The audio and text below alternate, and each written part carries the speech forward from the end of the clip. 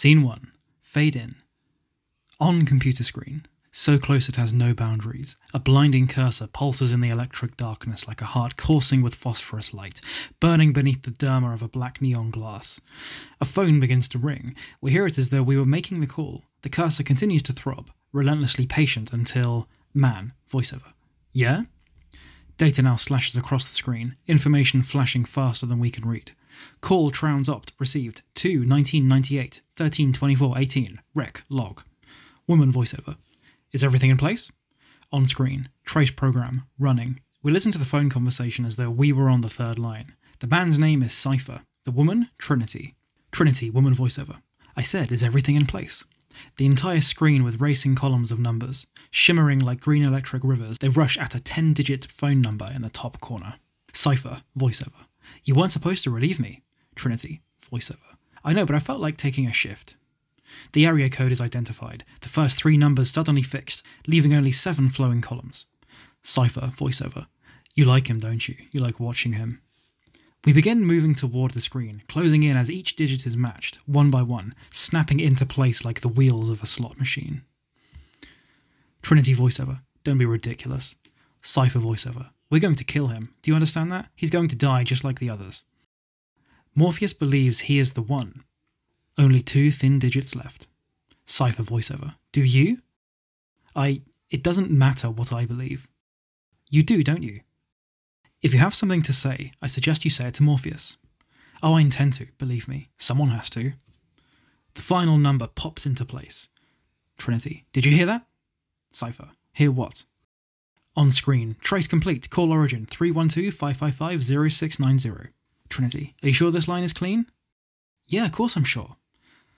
We move still closer, the electric hum of the green numbers growing into an ominous roar. Trinity, I better go. She hangs up as we pass through the numbers, entering the netherworld of the computer screen. Suddenly, a flashlight cuts open the darkness and we find ourselves in... Scene 2. Interior. Heart of the City Hotel. Night. The hotel was abandoned after a fire licked its way across the polyester carpeting, destroying several rooms as it spooled soot up the walls and ceiling, leaving patterns of permanent shadow. We follow 4 armed police officers using flashlights as they creep down the blackened hall and ready themselves on either side of room 303. The biggest of them violently kicks in the door. The other cops pour in behind him, guns thrust before them. Big cop. Police, freeze! The room is almost devoid of furniture. There is a fold-up table and a chair with a phone, a modem and a PowerBook computer. The only light in the room is the glow of the computer. Sitting there, with her hands still on the keyboard, is Trinity, a woman in black leather. Big cop. Hands behind your head. Now, do it. She slowly puts her hands behind her head. 3. Exterior, Heart of the City Hotel. Night. A black sedan with tinted windows glides in through the police cruisers. Agent Smith, Agent Brown and Agent Jones get out the car. They wear dark suits and sunglasses even at night. They are also always hardwired, a small Secret Service earphone in one ear, the cord coiling back into their shirt collars. Agent Smith. Lieutenant? Lieutenant. Oh shit. Lieutenant, you were given specific orders. I'm just doing my job. You give me that juris my diction crap and you can cram it up your ass. The orders were for your protection.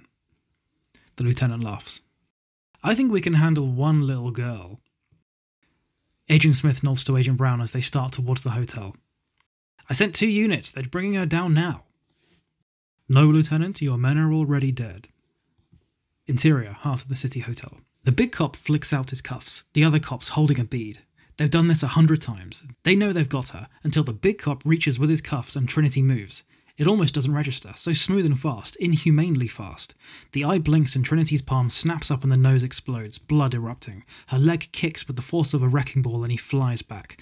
A 250-pound sack of limp meat and bone that slams into the cop furthest from her. Trinity moves again, bullets raking the walls, flashlights sweeping with panic as the remaining cops try to stop a leather-clad ghost. A gun still in the cop's hand is snatched, twisted and fired. There is a final violent exchange of gunfire, and when it's over, Trinity's the only one standing. A flashlight rocks slowly to a stop. Trinity. Shit. 5. Exterior, Heart of the City Hotel. Agent Brown enters the hotel while Agent Smith heads for the alley. 6. Interior, Heart of the City Hotel.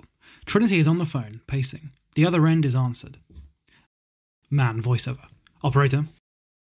Trinity. Morpheus, the line was traced, don't know how. I know. They cut the hard line. This line is not a viable exit. Are there any agents? Yes. God damn it. You have to focus. There is a phone. Wells and Lake. You can make it. She takes a deep breath, centering herself. All right. Morpheus, go. She drops the phone. 7. Interior hall. She bursts out of the room as Agent Brown enters the hall, leading another unit of police. Trinity races to the opposite end, exiting through a broken window onto the fire escape. 8. Exterior fire escape. In the alley below, Trinity sees Agent Smith staring at her. She can only go up. 9. Exterior roof. On the roof, Trinity is running as Agent Brown rises over the parapet, leading the cops in pursuit. Trinity begins to jump from one roof to the next, her movements so clean, gliding in and out of each jump, contrasted to the wild jumps of the cops. Agent Brown, however, has the same unnatural grace. The roof falls away into a wide back alley. The next building is over 40 feet away, but Trinity's face is perfectly calm, staring at some point beyond the other roof. Cop. That's it, we've got her now. The cops slow, realizing they are about to see something ugly as Trinity dives at the edge, launching herself into the air. From above, the ground seems to flow beneath her as she hangs in flight, then hits, somersaulting up, still running hard. Cop. Jesus Christ, that's impossible. They stare, slack-jawed as Agent Brown duplicates the move exactly, landing, rolling over a shoulder up onto one knee. It is a dizzying chase up and over the dark plateaued landscapes of rooftops and sheer cliffs of brick. Ahead, she sees her only chance. 50 feet beyond the point where her path drops away into a paved chasm, there is a yellow glow in the midst of a dark brick building. Trinity zeroes in on it, running as hard as she can and hurtles herself into the empty night space, her body levelling into a dive. She falls, arms covering her head as the whole world seems to spin on its axis. 10. Interior back stairwell.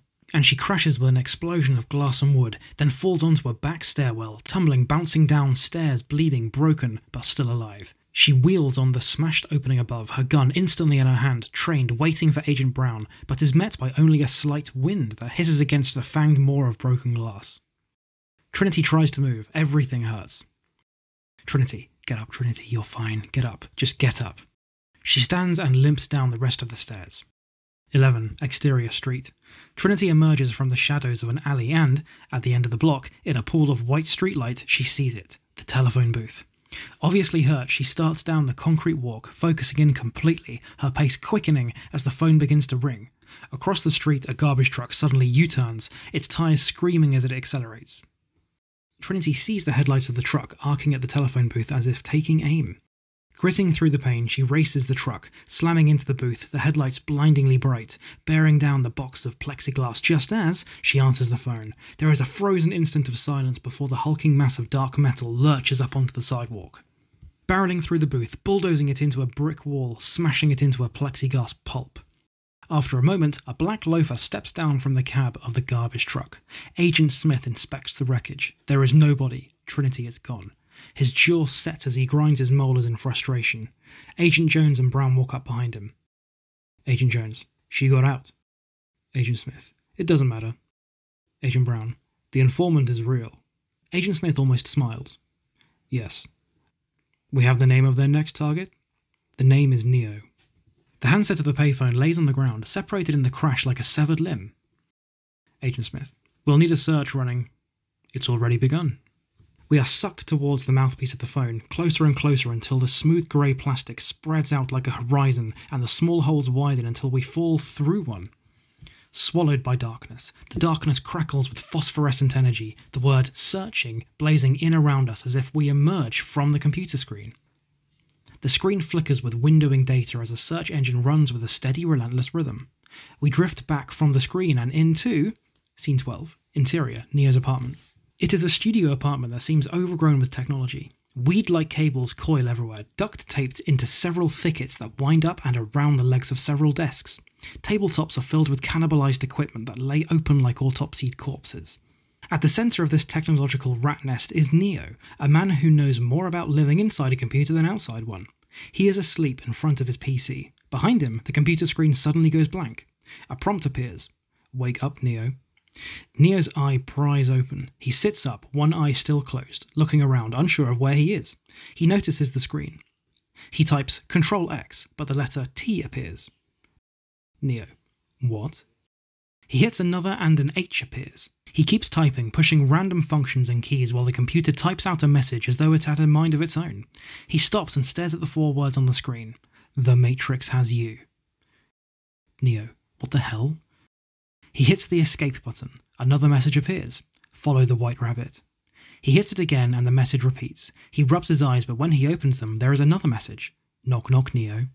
Someone knocks on his door and he almost jumps out of his chair. He looks back at the computer, but the screen is now blank. Someone knocks again. Neo rises, still unnerved. Neo, who is it? Choi. It's Choi. Neo flips a series of locks and opens the door, leaving the chain on. A young Chinese man stands there with several of his friends. Neo, you're 2 hours late. I know, it's her fault. You got the money? 2 grand. He takes out an envelope and gives it to Neo through the cracked door. Neo, hold on. He closes the door. On the floor near his bed is a book, Baudrillard's Simulacra and Simulations. The book has been hollowed out and inside are several computer discs. He takes one, sticks the money in the book and drops it on the floor. Opening the door, he hands the disc to Choi. Choi, hallelujah, you're my saviour, man, my own personal Jesus Christ. Neo, if you get caught using that, I know, this never happened, you don't exist. Right. Neo nods as the strange feeling of unrealness suddenly returns. Choi, something wrong, man? You look a little whiter than usual. I don't know, my computer. He looks back at Choi, unable to explain what just happened. You ever have the feeling that you're not sure if you're awake or still dreaming? Choi, all the time. It's called mescaline and it's the only way to fly. He smiles and slaps the hand of his nearest droog. Choi, it sounds to me like you need to unplug, man, a little R&R. What do you think, de jour? Should we take him with us? De jour, definitely. Neo, I can't, I have work tomorrow. Come on, it'll be fun, I promise. He looks up at her and suddenly notices on her black leather motorcycle jacket dozens of pins, bands, symbols, slogans, military medals, and a small white rabbit. The room tilts. Neo, yeah, sure, I'll go. 13. Interior apartment. An older apartment. A series of halls connects a chain of small high-ceilinged rooms lined with heavy casements. Smoke hangs like a veil, blurring the few lights there are. Dressed predominantly in black, people are everywhere, gathered in circles around pieces of furniture like jungle cats around a tree. Neo stands against a wall, alone, sipping from a bottle of beer, feeling completely out of place. He is about to leave when he notices a woman staring at him. The woman is Trinity. She walks straight up to him. In the nearest room, shadow-like figures grind against each other to the pneumatic beat of industrial music. Trinity. Hello, Neo. Neo. How do you know that name? I know a lot about you. I've been wanting to meet you for some time. Who are you? My name is Trinity. Trinity? The Trinity? The Trinity that cracked the IRS D-base? That was a long time ago. Jesus. What? I just thought you were a guy. Most guys do. Neo's a little embarrassed. Do you want to go somewhere and talk? Trinity. No, it's safe here and I don't have much time. The music is so loud that they stand very close, talking directly into each other's ear. Neo. That was you on my computer? She nods. How did you do that? Trinity. Right now, all I can tell you is that you are in danger. I brought you here to warn you. Of what? They're watching you, Neo. Who is? Please, just listen. I know why you're here, Neo. I know what you've been doing. I know why you hardly sleep, why you live alone, and why, night after night, you sit at your computer. You're looking for him. Her body is against his, her lips very close to his ear. I know because I was once looking for the same thing, but when he found me, he told me I wasn't really looking for him. I was looking for an answer. There is a hypnotic quality to her voice, and Neo feels the words, like a drug seeping into him. Trinity. It's the question that drives us, the question that brought you here. You know the question as I did. Neo. What is the Matrix? Trinity. When I asked him, he said no one could ever be told the answer to that question. They have to see it to believe it. She leans close, her lips almost touching his ear. Trinity. The answer is out there, Neo. It's looking for you and it will find you, if you want it to. She turns and he watches her melt into a shifting wall of bodies. A sound rises steadily, growing out of the music, pressing in on Neo until it is all he can hear as we... 14. Interior, Neo's apartment. The sound is an alarm clock, slowly dragging Neo to consciousness. He strains to read the clock face. 9:15 AM. Neo. Shit. 15. Exterior, skyscraper. The downtown office of Meta Cortex, a software development company. 16. Interior, Meta Cortex office. The main offices are all along each wall, the windows overlooking downtown. Reinhardt, the ultimate company man, lectures Neo without looking at him, typing at his computer continuously. Neo stares at 2 window cleaners on a scaffolding outside, dragging their rubber squeegees down the surface of the glass. Reinhardt. You have a problem with authority, Mr. Anderson. You believe you are special, that somehow the rules do not apply to you. Obviously you are mistaken. His long, bony fingers resume clicking the keyboard. This company is one of the top software companies in the world because every single employee understands that they are part of a whole. Thus, if an employee has a problem, the company has a problem. He turns again. The time has come to make a choice, Mr. Anderson. Either you choose to be at your desk on time from this day forth, or you choose to find yourself another job. Do I make myself clear? Neo. Yes, Mr. Reinhardt, perfectly clear. 17. Interior, Neo's cubicle. The entire floor looks like human honeycomb, with a labyrinth of cubicles structured around a core of elevators. Voice. Thomas Anderson? Neo turns and finds a Federal Express guy at his cubicle door. Neo. Yeah, that's me. Neo signs the electronic pad and the FedEx guy hands him the soft pack. FedEx guy. Have a nice day. He opens the bag. Inside is a cellular phone. It seems the instant it is in his hand, it rings. Unnerved, he flips it open. Neo. Hello? Morpheus. Hello, Neo. Do you know who this is? Neo's knees give and he sinks into his chair. Neo. Morpheus. Morpheus. I've been looking for you, Neo. I don't know if you're ready to see what I want to show you, but unfortunately we have run out of time. They're coming for you, Neo, and I'm not sure what they're going to do. Who's coming for me? Stand up and see for yourself. Right now? Yes, now. Neo starts to stand. Do it slowly, the elevator. His head peeks up over the partition. At the elevator, he sees Agent Smith, Agent Brown, and Agent Jones leading a group of cops. A female employee turns and points at Neo's cubicle. Neo ducks. Neo. Holy shit. Morpheus. Yes. One cop stays at the elevator. The others follow the agents. Neo. What the hell do they want with me? Morpheus. I'm not sure, but if you don't want to find out, you better get out of there. How? I can guide you out, but you have to do exactly what I say. The agents are moving quickly towards the cubicle. Morpheus. The cubicle across from you is empty. Neo. But what if... Go, now. Neo lunges across the hall, diving into the other cubicle just as the agents turn into his row. Neo crams himself into a dark corner, clutching the phone tightly to him. Morpheus. Stay here a moment. The agents enter Neo's empty cubicle. A cop is sent to search the bathroom. Morpheus's voice is a whisper in Neo's ear. Morpheus. A little longer. Brown is talking to another employee. Morpheus. When I tell you, go to the end of the row to the first office on the left. Stay as low as you can. Sweat trickles down his forehead. Morpheus. Now. Neo rolls out of the cubicle, his eyes popping as he freezes right behind a cop who has just turned around. Staying crouched, he sneaks away down the row, shooting across the opening to the first office on the left. 18. Interior empty office. The room is empty. Morpheus. Good. Outside there is a scaffold. Neo. How do you know all this? Morpheus laughs quietly. The answer is coming, Neo. There is a window in front of you. Open it. He opens the window. The wind howls into the room. Morpheus. You can use the scaffold to get to the roof. No, it's too far away. There's a ledge. It's a short climb. You can make it. Neo looks down. The building's glass wall vertigos into a concrete chasm. Neo. No way, this is crazy. Morpheus. There are only 2 ways out of this building. One is that scaffold. The other is their custody. You take a chance either way. I leave it to you. Click. He hangs up. Neo looks at the door, then back at the scaffold. Neo. This is insane. Why is this happening to me? What did I do? I'm nobody. I didn't do anything. He climbs up onto the window ledge. Hanging onto the frame, he steps onto the small ledge. The scaffold seems even further away. Neo. I'm going to die. The wind suddenly blasts up the face of the building, knocking Neo off balance. Recoiling, he clings harder to the frame, and the phone falls out of his hand. He watches as it is swallowed by the distance beneath him. Neo. This is insane. I can't do this. Forget it. He climbs back into the office just as a cop opens the door. Neo. Shit. 19. Exterior, skyscraper. The agents lead a handcuffed Neo out of the revolving doors, forcing his head down as they push him into the dark sedan. Trinity watches in the rear-view mirror of her motorcycle. Trinity. Shit. 20. Interior. Interrogation room.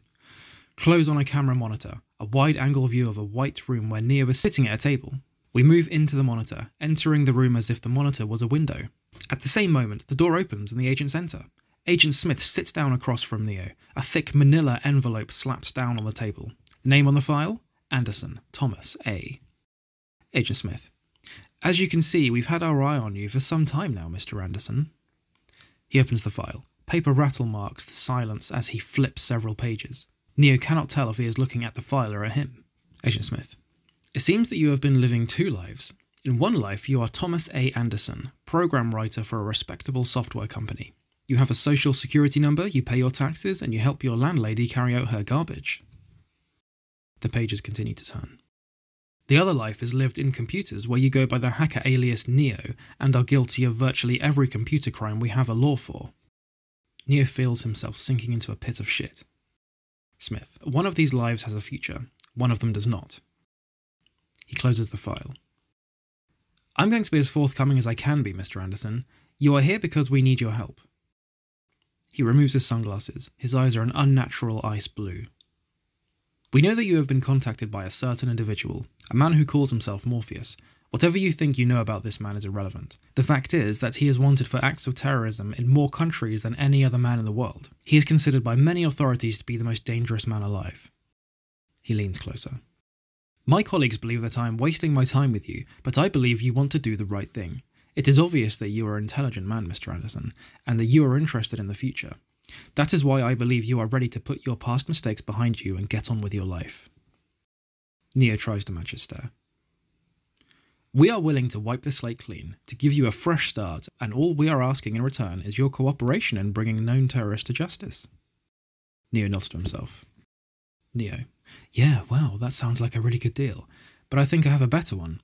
How about I give you the finger? He does. And you give me my phone call. Agent Smith puts his glasses back on. Agent Smith. You disappoint me, Mr. Anderson. You can't scare me with this Gestapo crap. I know my rights. I want my phone call. Agent Smith smiles.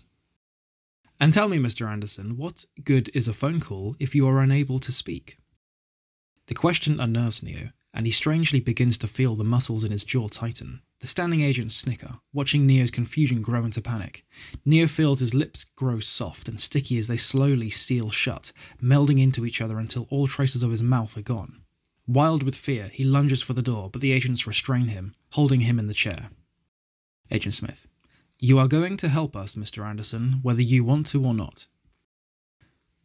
Smith nods and the other two rip open his shirt. From a case taken out of his suit coat, Smith removes a long, fibre-optic wiretap. Neo struggles helplessly as Smith dangles the wire over his exposed abdomen. Horrified, he watches as the electronic device animates, becoming an organic creature that resembles a hybrid of an insect and a fluke worm. Thin, whisper-like tendrils reach out and probe into Neo's navel. He bucks wildly as Smith drops the creature, which looks for a moment like an uncut umbilical cord, before it begins to burrow, its tail thrashing as it worms its way inside.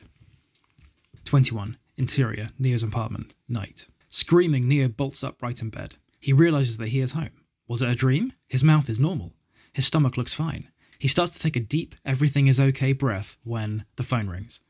It almost stops his heart. It continues ringing, building pressure in the room, forcing him out of bed, sucking him in with almost gravitational force. He answers it, saying nothing. Morpheus. This line is tapped, so I must be brief. Neo. The agents. They got to you first, but they've underestimated how important you are. If they knew what I know, you would probably be dead. What are you talking about? What the hell is happening to me? You're the one, Neo. You see, you may have spent the last few years looking for me, but I've spent most of my life looking for you. Neo feels sick. Do you still want to meet? Yes. Go to the Adams Street Bridge. Click. He closes his eyes, unsure of what he has done. 22. Exterior City Street, night. It is just beyond the middle of the night, that time when it seems there are no rules and everything feels unsafe. Neo's boots scrape against the concrete. Every pair of eyes he passes seems to follow him. Rain pours from a black sky. As he reaches the bridge, headlights creep in behind him. He turns just as the car slides quickly to a stop beside him. The back door opens. Trinity. Get in. 23. Interior car. A large man named Apoc is driving. Beside him is a beautiful androgyne named Switch, aiming a large gun at Neo. Window wipers beat heavily against the windshield. Neo. What the hell is this? Trinity. It's necessary, Neo, for our protection. From what? From you. She lifts a strange steel and glass device that looks like a cross between a rib separator, speculum, and air compressor. Switch. Take off your shirt. He looks at the strange device and the gun is still trained on him. Neo. What? Why? Switch. Stop the car. Apoc does. Switch. Listen to me, Coppertop. We don't have time for 20 questions. Right now there is only one rule. Our way or the highway. Neo. Fine. Neo opens the door. Trinity. Neo, please. You have to trust me. Why? Because you've been down there, Neo. You already know that road. You know exactly where it ends. Neo stares out into the sheets of rain railing against the dark street beyond the open door. Trinity. And I know that's not where you want to be. He closes the door. Exterior, dark street. A moment later, the green streetlights curve over the car's tinted windshield as it rushes through the wet underworld. 24. Interior, car. Neo grudgingly strips off his t-shirt. Trinity. Lie back. Trinity aims the device at Neo, its glass snout forming a seal over his navel. Switch snaps a cable into the front seat cigarette lighter. Neo. What is that thing? Trinity. We think you're bugged. Try to relax. She turns a dial and the machine bears down on Neo's midsection, the cylinder sucking hard at his stomach. Neo screams, squinting in pain as Trinity watches the needle on a pressure gauge climb steadily. Trinity. Come on, come on. On a small monitor that projects an ultrasound-like image, we see Neo's insides begin to slither and churn. He gasps as something wiggles beneath his skin inside his stomach. Switch. It's on the move. Trinity. Shit. You're gonna lose it. No, I'm not. Clear. The foreboding word hangs in Neo's ear for a moment when Trinity squeezes the trigger. Electric current hammers into Neo and rigid convulsions take hold of him beneath the flickering car lamp until something finally rockets wetly out of Neo's stomach through the extractor's coils. Neo. Jesus Christ, it's real? That thing is real?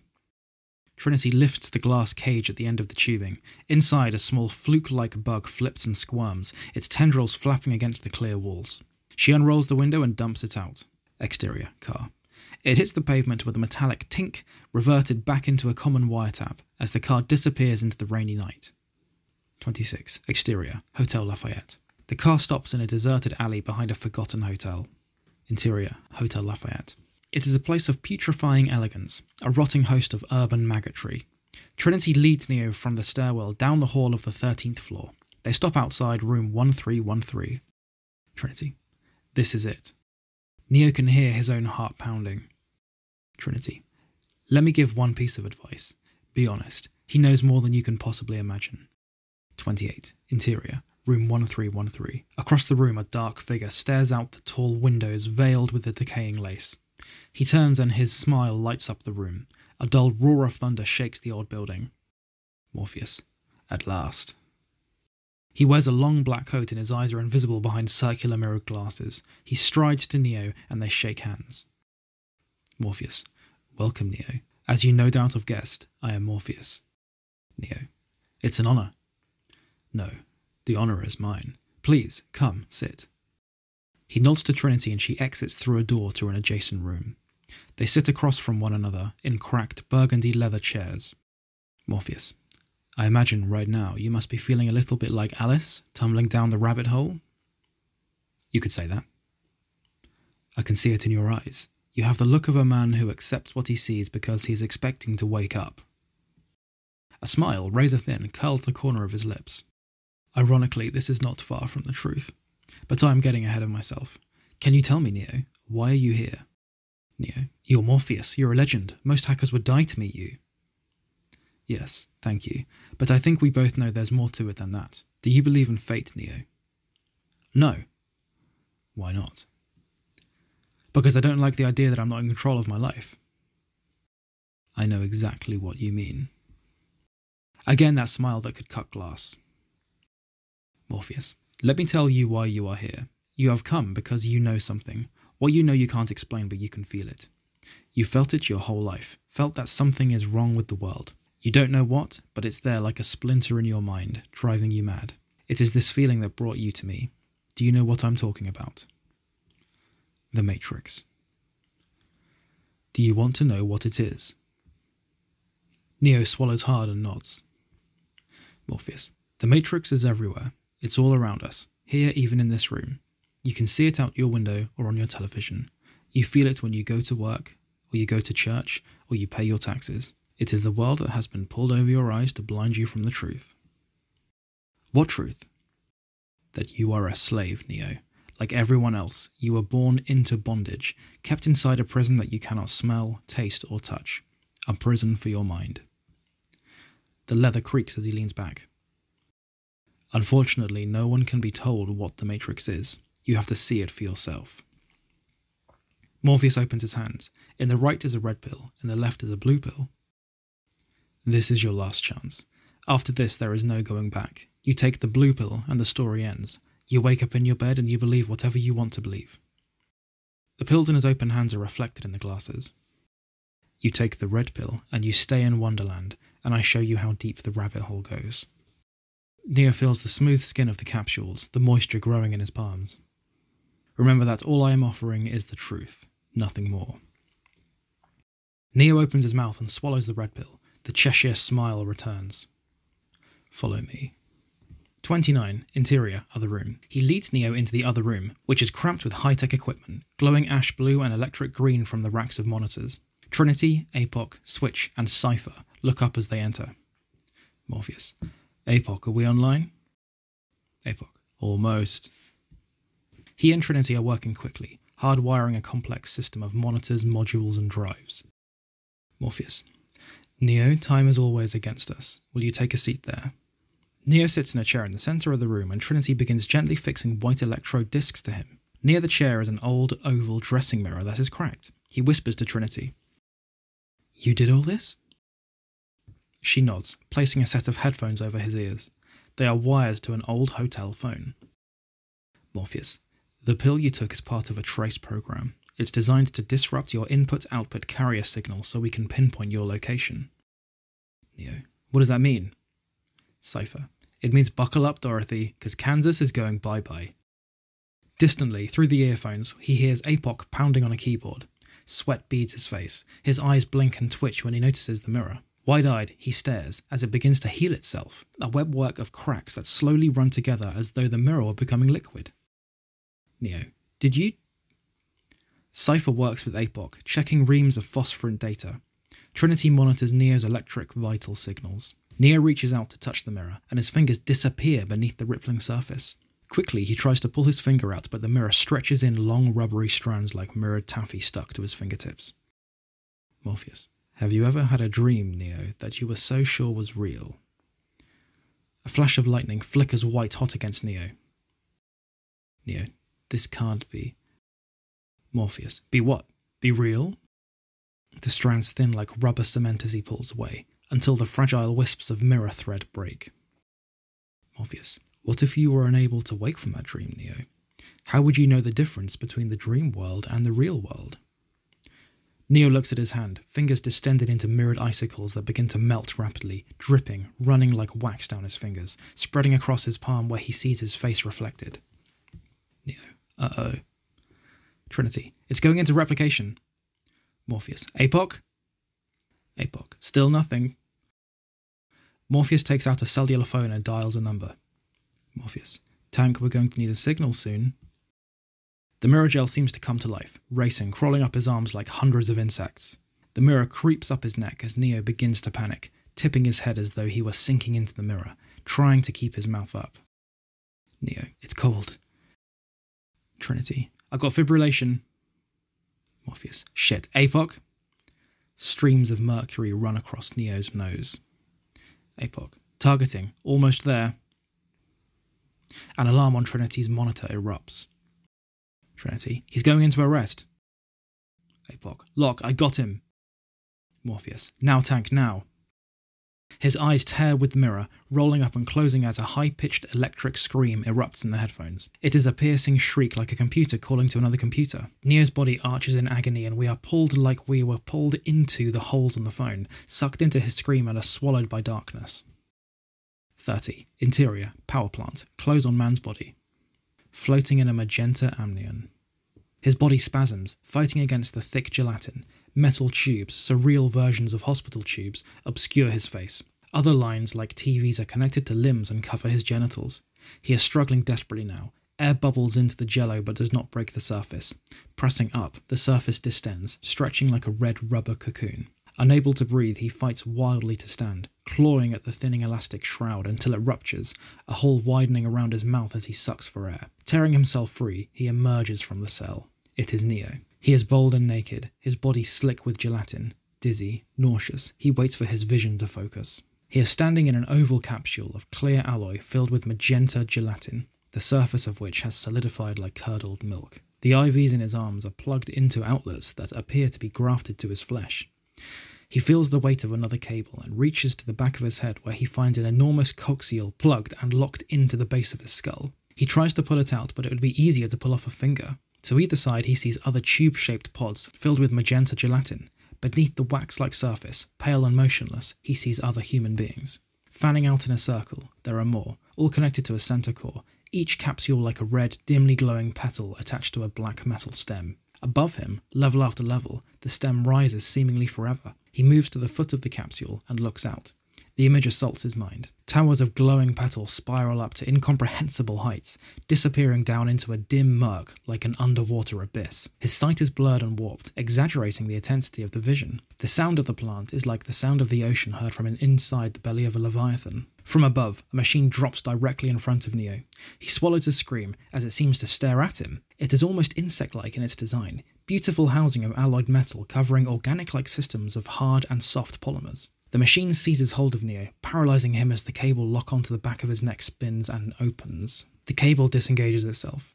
A long clear plastic needle and cerebrum chip slides from the anterior of Neo's skull with an ooze of blood and spinal fluid. The other connective houses snap free and snake away as the machine lets Neo go.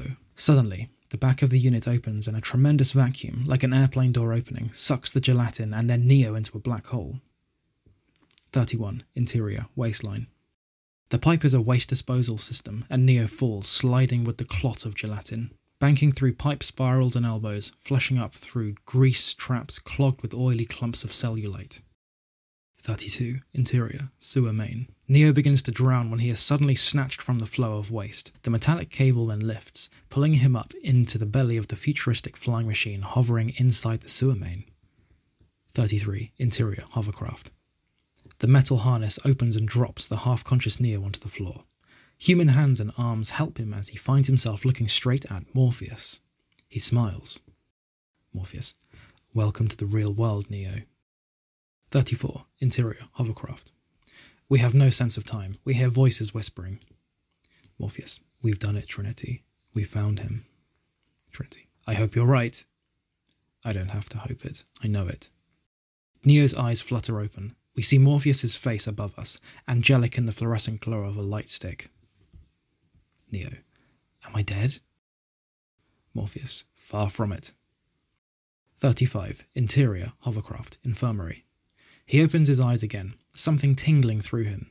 He focuses and sees his body pierced with dozens of acupuncture-like needles wired to a strange device. Dozer: he still needs a lot of work. Dozer and Morpheus are operating on Neo. Neo: what are you doing? Morpheus: your muscles have atrophied. We're rebuilding them. Fluorescent light sticks burn unnaturally bright. Neo: why do my eyes hurt? Morpheus: you've never used them before. Morpheus closes Neo's eyes and Neo lays back. 36. Interior, Neo's room. Neo wakes up from a deep sleep, feeling better. He begins to examine himself. There is a futuristic IV plugged into the jack in his forearm. He pulls it out, staring at the grafted outlet. He runs his hand over the short hair now covering his head. His fingers find and explore the large outlet in the base of his skull. Just as he starts to come unglued, Morpheus opens the door. Neo: Morpheus, what's happened to me? What is this place? Morpheus: more important than what is when. Neo: when? Morpheus. You believe the year is 1997, when in fact it is much closer to 2197. I can't say for certain what year it is because we honestly do not know. The wind is knocked from Neo's chest. Morpheus. There is no reason for me to try to explain it when I can simply show it. Come with me. 37. Interior, hovercraft. Like a sleepwalker, Neo follows Morpheus through the ship. Morpheus. This is my ship, the Nebuchadnezzar. It's a hovercraft. Small like a submarine, it's cramped and cold, but it's home. They climb a ladder up to the main deck. Interior, main deck. Everyone is there. Morpheus. This is the main deck. You know most of my crew. Trinity smiles and nods. The ones you don't know, that's Mouse, Cypher, and Switch. Those two guys are Tank and Dozer. The names and faces wash meaninglessly over Neo. And this is the core. This is where we broadcast our pirate signal and hack into the Matrix. It is a swamp of bizarre electrical equipment. Vines of coaxial hang and snake to and from huge monolithic battery slabs, a black portable satellite dish, and banks of life systems and computer monitors. At the centre of the web, there are 6 exoskeleton chairs made of a polyalloy frame and suspension harness.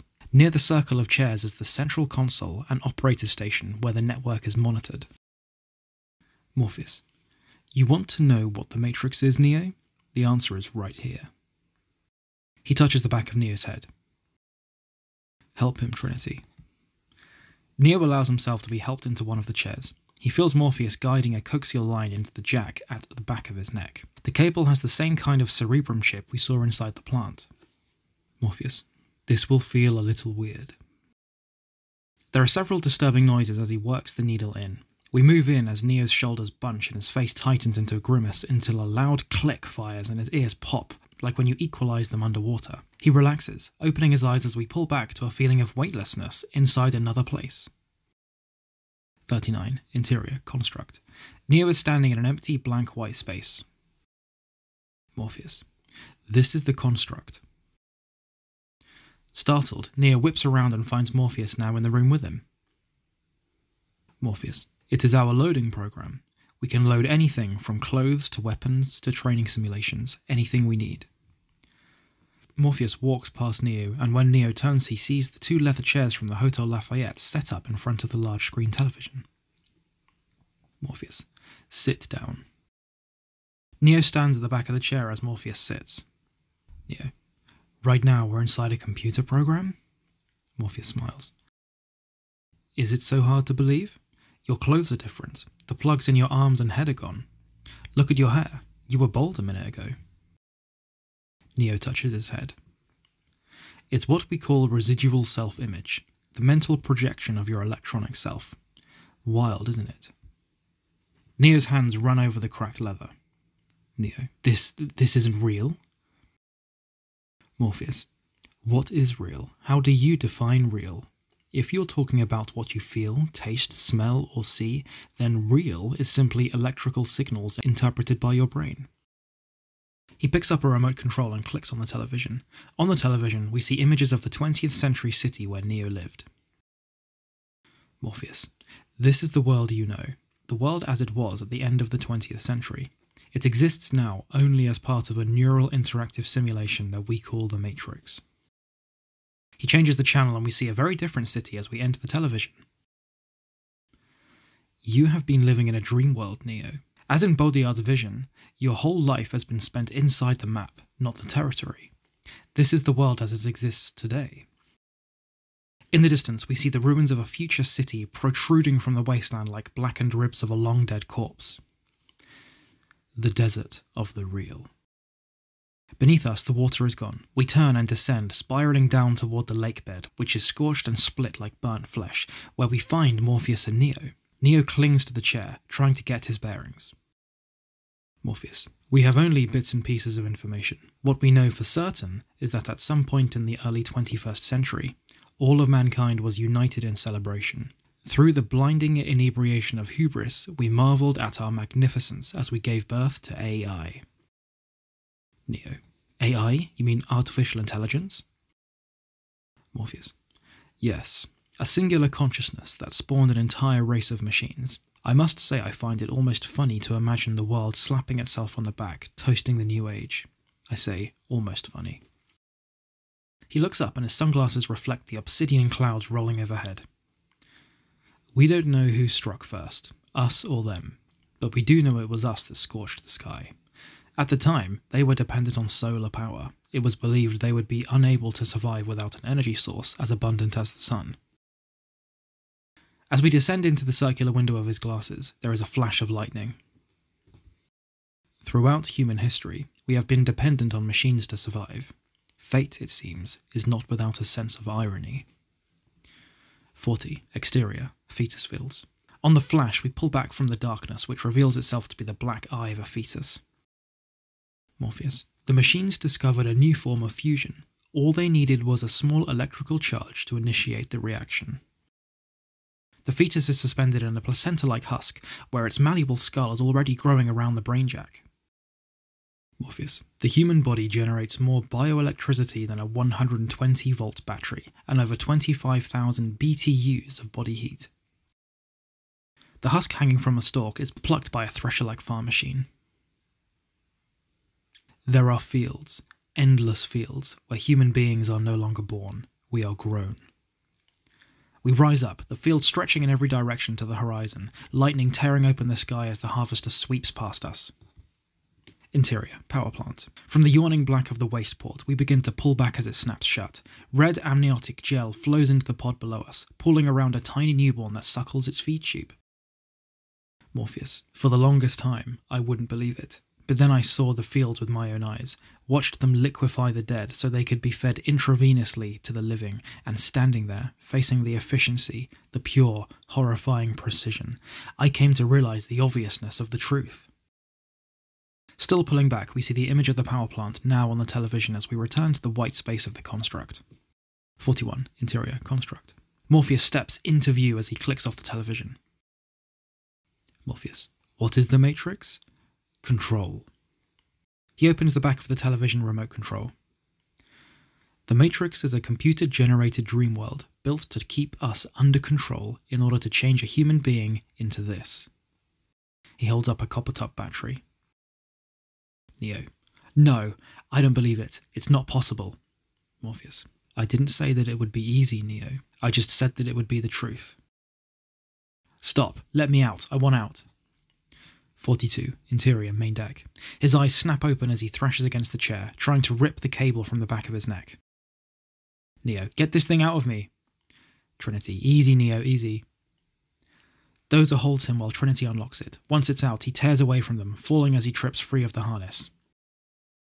Don't touch me, get away from me. On his hands and knees, he reels as the world spins. Sweat pours off him as a pressure builds inside his skull, as if his brain has been put into a centrifuge. I don't believe it, I don't believe it. Cypher, he's going to pop. Vomiting violently, Neo pitches forward and blacks out. 43. Interior, Neo's room. He blinks, regaining consciousness. The room is dark. Neo is stretched out in his bed. Neo. I can't go back, can I? Morpheus is sitting like a shadow on a chair in the far corner. No, but if you could, would you really want to? Deep down, Neo knows the answer. Morpheus. I feel that I owe you an apology.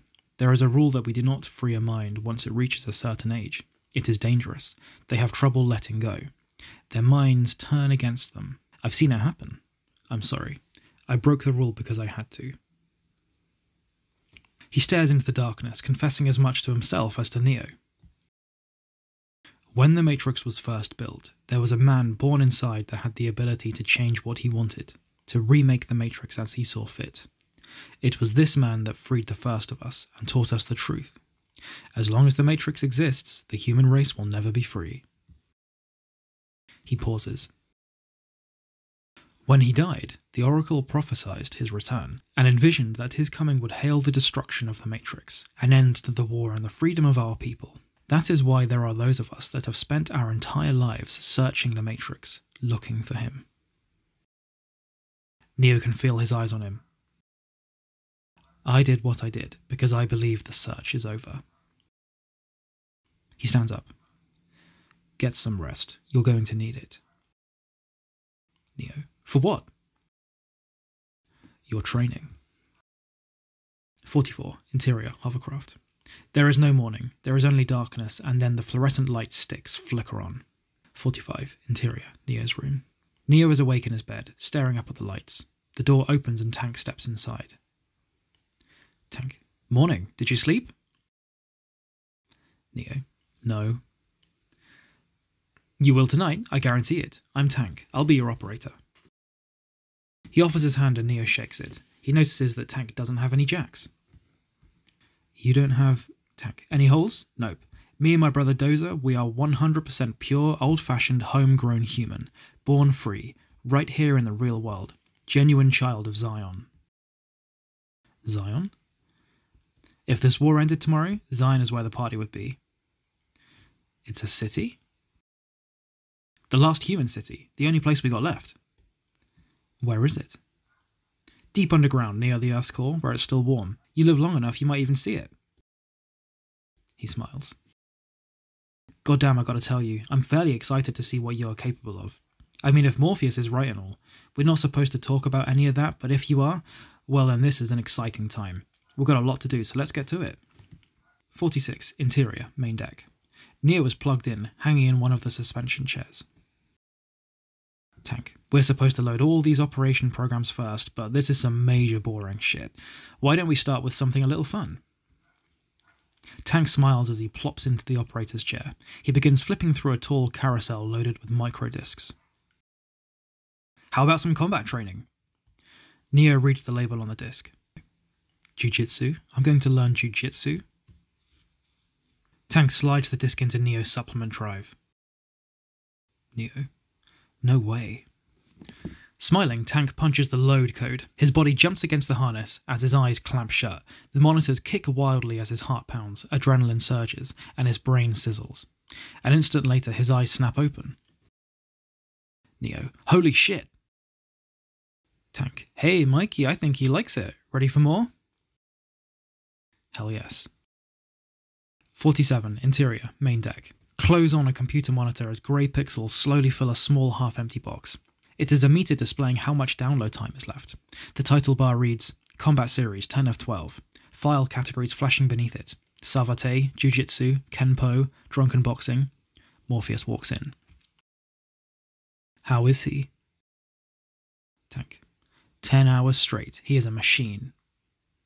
Neo's body spasms and relaxes as his eyes open, breath hissing from his lips. He looks like he just orgasmed. Neo. This is incredible. I know Kung Fu. Morpheus. Show me.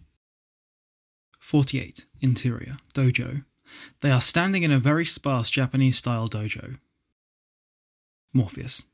This is a sparring program, similar to the programmed reality of the Matrix. It has the same basic rules like gravity. What you must learn is that these rules are no different than the rules of a computer system. Some of them can be bent, others can be broken. Understand? Neo nods as Morpheus assumes a fighting stance. Then hit me, if you can. Neo assumes a similar stance, cautiously sarking until he gives a short cry and launches a furious attack. It is like a Jackie Chan movie at high speed, fists and feet striking from every angle as Neo presses his attack, but each and every blow is blocked by effortless speed. 49. Interior, main deck. While their minds battle in the programmed reality, the two bodies appear quite serene, suspended in the drive chairs. Tank monitors their life systems, noticing that Neo is wildly and chaotically lit up as opposed to the slow and steady rhythm of Morpheus. 50. Interior, mess hall. Mouse bursts into the room, interrupting dinner. Mouse. Morpheus is fighting Neo! All at once, everyone bolts for the door. 51. Interior, dojo. Neo's face is knotted, teeth clenched, as he hurls himself at Morpheus. Morpheus. Good. Adaptation. Improvisation.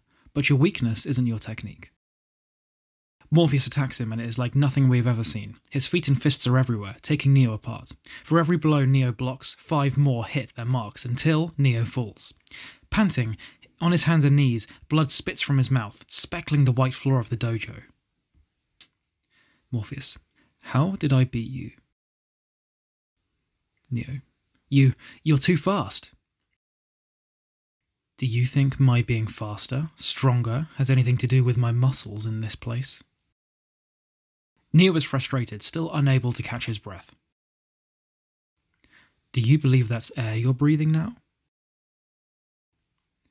Neo stands, nodding slowly. Morpheus. Again. Their fists fly with pneumatic speed. Interior, main deck. Everyone is gathered behind Tank, watching the fight, like watching a game of Mortal Kombat. Mouse. Jesus Christ, he's fast. Look at his neurokinetics, they're way above normal. Interior, dojo. Morpheus begins to press Neo, countering blows while slipping in several stinging slaps. Morpheus. Come on, Neo, what are you waiting for? You're faster than this. Don't think you are. Know you are. Whack. Morpheus cracks Neo again. Neo's face twists with rage as the speed of the blow rises like a drum solo. Morpheus. Come on, stop trying to hit me and just hit me. Wham! A single blow catches Morpheus on the side of his head, knocking off his glasses. Interior, main deck. There are several gasps. Mouse. I don't believe it. Interior, dojo. Morpheus rubs his face, then smiles. Neo. I know what you're trying to do. Morpheus. I'm trying to free your mind, Neo. But all I can do is show you the door. You're the one that has to step through. Tank, load the jump program. 56. Interior, hovercraft. Apoc and Switch exchange looks as Tank grabs for the disc. 57. Interior, construct, rooftop, day. Morpheus and Neo are again in the white space of the construct. Beneath their feet, we see the jump program rush up at them until they are standing on a rooftop in a city skyline. Morpheus. Let it all go, Neo. Fear, doubt, disbelief, free your mind. Morpheus spins, running hard at the edge of the rooftop, and jumps. He sails through the air, his coat billowing out behind like a cape as he lands on the rooftop across the street. Neo. Shit. Neo looks down at the street 20 floors below, then at Morpheus an impossible 50 feet away. Okie dokie, free my mind. Right, no problem. He takes a deep breath and starts to run. Interior, main deck. They are transfixed. Mouse. What if he makes it? Apoc. No way, not possible. Tank. No one's ever made their first jump. Mouse. I know, but what if he does? Apoc. He won't. Trinity stares at the screen, her fists clenching as she whispers, Come on. Exterior, rooftop. Summoning every ounce of strength in his legs, Neo launches himself into the air in a single maniacal shriek, but comes up drastically short. His eyes widen as he plummets, stories fly by, the ground rushing up at him, but as he hits, the ground gives way, stretching like a trapeze net. He bounces and flips, slowly coming to a rest flat on his back. He laughs, a bit unsure, wiping the wind-blown tears from his face. Morpheus exits the building and helps him to his feet. Morpheus, do you know why you didn't make it? Neo, because I didn't think I would? Morpheus smiles and nods. Interior, main deck. They break up. Mouse, what does it mean? Switch, it doesn't mean anything. Cypher, everyone falls the first time, right, Trinity? But Trinity has already left. Neo's eyes open as Tank eases the plug out. He tries to move and groans, cradling his ribs. While Tank helps Morpheus, Neo spits blood into his hand. Neo, I thought it wasn't real. Morpheus, your mind makes it real. Neo stares at the blood. If you are killed in the Matrix, do you die here? Morpheus, the body cannot live without the mind. 61. Interior, Neo's room. Trinity enters the hall, carrying a tray of food. Trinity, Neo, I saved you some dinner. She sees him passed out on the bed. She sets the tray down and pulls the blanket over him. She pauses, her face close to his, then inhales lightly, breathing in the scent of him before slowly pulling away. Interior, hall. Trinity steps out of Neo's room to find Cypher watching her. Cypher, I don't remember you ever bringing me dinner. Trinity says nothing. There's something about him, isn't there? Trinity, don't tell me you're a believer now. I just keep wondering if Morpheus is so sure. Why doesn't he take him to the Oracle? She would know. Morpheus will take him when he's ready. She turns and he watches her walk away. 63. Exterior, city street, training program, day. Morpheus moves effortlessly through a crowded downtown street, while Neo struggles to keep up, constantly bumped and shouldered off the path. Morpheus. The Matrix is a system, Neo, and that system is our enemy. But when you are inside and you look around, what do you see? Businessmen, lawyers, teachers, carpenters, the minds of the very people we are trying to save. But until we do, these people are still part of a system, and that makes them our enemy. A cop writing a parking ticket stares at Neo from behind his sunglasses. Morpheus. You have to understand that most of these people are not ready to be unplugged, and many of them are so inured, so hopelessly dependent on the system that they will fight to protect it. A beautiful woman in a red dress smiles at Neo as she passes by. Morpheus. Were you listening to me, Neo, or were you looking at the woman in the red dress? I was. Look again. Neo turns just as Agent Smith levels a gun at his face. Neo screams. Morpheus. Freeze it. Everything except Morpheus and Neo freezes. Neo. This isn't the Matrix? Morpheus. No, it's another training program designed to teach you one thing. If you are not one of us, you're one of them. What are they? Sentient programs. They can move in and out of any software still hardwired to their system. That means that anyone that we haven't unplugged is potentially an agent. Inside the Matrix, they are everyone, and they are no one. Neo stares at the agent. We've survived by hiding from them, running from them, but they are the gatekeepers. They're guarding all the doors, holding all the keys, which means that sooner or later, someone is going to have to fight them. Someone? I won't lie to you, Neo. Every single man or woman who has stood their ground, who has fought an agent, has died. But where they failed, you will succeed. Why? I've seen an agent punch through a concrete wall. Men have emptied entire clips at them and hit nothing but air. Yet their strength and their speed are still based on a world that is built by rules. Because of that, they will never be as strong or as fast as you can be. Neo scratches his head. What, are you trying to tell me I can dodge bullets? No, Neo. I'm trying to tell you that when you're ready, you won't have to. Morpheus' cell phone rings and he flips it open. Tank. We got trouble. 64. Exterior, sewer main. The Nebuchadnezzar blisters by, trailing a swirling, supercharged electromagnetic wake. Interior, cockpit. Morpheus slides into the co-pilot's chair next to Dozer. Did Zion send the warning? Dozer. No, another ship. Big Brother, I think. They're running a parallel pipeline. Morpheus scans the decayed landscape of the sewer main that rolls by as Neo and Trinity squeeze into the cockpit behind him. An alarm begins to sound.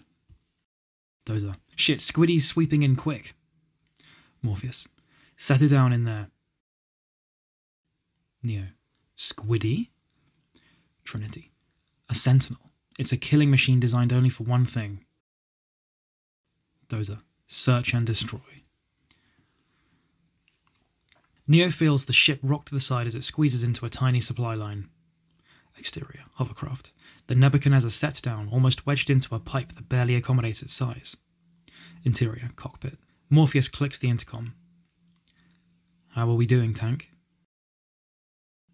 Interior, main deck. Tank works furiously at the operator's station as the ceaseless whir of the ship's turbines grind to a halt. The main deck has plunged into dark silence. The rest of the crew stands behind him as he whispers. Tank. Power offline. EMP armed and ready. Tank's fingers curl around a small key that glows a dim red. Interior. Cockpit. Neo leans into Trinity's ear. EMP? Trinity. An electromagnetic pulse. It disables any electrical system in the blast radius. It's the only weapon we have against the machines. Dozer looks up. Dozer. Now we wait. Through the cockpit's windshield, the vast cavern of the sewer main yawns before them. Strands of green haze curl around mossy icicles that dangle into a pool of churning frozen waste. Neo begins to angle around Dozer, but Morpheus grabs him. Morpheus. Don't move. It'll hear you. Neo freezes and they wait. Without the Nebuchadnezzar's heating systems, the temperature in the cockpit begins to rapidly drop. The crew members huddle together, their breath freezing into a uniform cloud as it gets colder and colder. Dozer quietly reaches to brush away the frost on the windshield as his hand clears a swath. They see it. In the darkness, a shifting shadow of mechanized death. It is beautiful and terrifying. Black alloy skin flickers like sequins beneath the sinewy coils and skeletal appendages. Neo can feel the hairs on the back of his neck rise as it silently glides over them with shark-like malevolence until it disappears into the darkness. In the frozen little room, everyone breathes a little easier. Interior, hall. The ship is quiet and dark. Everyone is asleep. 71. Interior, main deck. The core glows with monitor light. Cypher is in the operator's chair as Neo comes up behind him. Cypher. Whoa, shit, Neo, you scared the bejesus out of me. Sorry. No, it's alright. Neo's eyes light up as he steps closer to the screens that seem alive with a constant flow of data. Is that the Matrix? Yeah. Neo stares at the endlessly shifting river of information, bizarre codes and equations flowing across the face of the monitor. Neo, do you always look at it encoded? Cypher. Have to. The image translators sort of work for the construct programs, but there's way too much information to decode the Matrix. You get used to it though. Your brain does the translating. I don't even see the code. All I see is blonde, brunette and redhead. You want a drink? Neo nods and he pours a clear alcohol from a plastic jug. You know, I know what you're thinking, because right now I'm thinking the same thing. Actually, to tell you the truth, I've been thinking the same thing ever since I got here. He raises the glass. Cypher. Why, oh why, didn't I take the blue pill? He throws the shot down his throat. Neo does the same and it almost kills him. Smiling, Cypher slaps him on the back. Good shit, eh? Dozer makes it. It's good for two things, degreasing engines and killing brain cells. Red-faced, Neo finally stops coughing. Cypher pours him another. Cypher. Can I ask you something? Did he happen to tell you why he did it? Neo looks up, unsure. Why you're here? Neo. Yeah. Cypher. Jesus, what a mind job. You're here to save the world. You gotta be shitting me. What do you say to something like that? Neo looks down at his drink. I'm going to let you in on a little secret here. Now don't tell him I told you this, but this ain't the first time Morpheus thought he found the one. Neo. Really? Cypher. You bet your ass. It keeps going. Maybe it keeps all of us going. How many were there? 5, since I've been here. What happened to them? Dead. All dead. How? Honestly, Morpheus. He got them all amped up believing in bullshit. I remember each of them take on an agent and I watched each of them die. Little piece of advice. You see an agent, you do what we do. Run. You run your ass off. Neo gulps down another shot. Thanks for the drink. Anytime. Cypher nods as Neo heads up the ladder. Cypher. Sweet dreams. A71. Interior, restaurant, night. Chamber music and the ambience of wealth soak the restaurant around us as we watch a serrated knife saw through a thick, gorgeous steak. The meat is so perfect, charred on the outside, oozing red juice from the inside, that it could be a dream. We hear a voice that we recognise immediately. Agent Smith. Do we have a deal, Mr. Reagan? A fork stabs the cube of meat and we follow it up to the face of Cypher. Cypher. You know, I know this steak doesn't exist. I know when I put it in my mouth, the Matrix is telling my brain that it is juicy and delicious. After 9 years, do you know what I've realised? He shoves it in, eyes rolling up, savouring the tender beef melting in his mouth. Cypher. Ignorance is bliss. Agent Smith watches him chew the steak loudly, smacking it between his teeth. So goddamn good. Agent Smith. Then we have a deal. I don't want to remember nothing, you understand? And I want to be rich, someone important, like an actor. You can do that, right? Whatever you want, Mr. Reagan. Cypher takes a deep drink of wine. Alright, you get my body back in a power plant, reinsert me into the Matrix, and I'll get you what you want. Access codes to the Zion mainframe. No, I told you I don't know them, but I can give you the man who does. Morpheus. 72. Interior, mess hall. Clothes on breakfast, a substance with a consistency somewhere between yogurt and cellulite. Tank. Here you go, buddy, breakfast of champions. Tank slides it in front of Neo and takes a seat with the other crew members enjoying breakfast. APOC. You mean the breakfast, lunch, and dinner of champions? Mouse. If you close your eyes, it almost feels like you're eating runny eggs. APOC. Or a bowl of snot. Mouse. But you know what it really reminds me of? Cream of wheat. Did you ever eat cream of wheat? Switch. No, but technically neither did you. Mouse. Exactly my point, because you have to wonder, how do the machines know what cream of wheat really tasted like? Maybe they got it wrong. Maybe what I think cream of wheat tasted like actually tasted like oatmeal or tuna fish. It makes you wonder about a lot of things. Take chicken, for example. Maybe they couldn't figure out what to make chicken taste like, which is why chicken tastes like everything. And maybe... APOC, shut up, Mouse. Neo scoops up a spoonful. Dozer. It's a single-celled protein combined with synthetic aminos, vitamins, and minerals. Everything your body needs. We grow it in a vat. Mouse. Oh no, it doesn't have everything the body needs. He sidles up to Neo. So I understand you've run through the agent training program. You know I wrote that program. APOC. Here it comes. Mouse. So what did you think of her? Neo. Of who? Mouse. The woman in the red dress. I designed her. She doesn't talk much, but if you'd like to, meet her, I could arrange a more personalized milieu. Switch. The digital pimp hard at work. Mouse. Pay no attention to these hypocrites, Neo. To deny our impulses is to deny the very thing that makes us human. Morpheus enters. I want everyone on 12-hour standby. We're going in. I'm taking Neo to see her. With that, he turns and leaves. Neo. See who?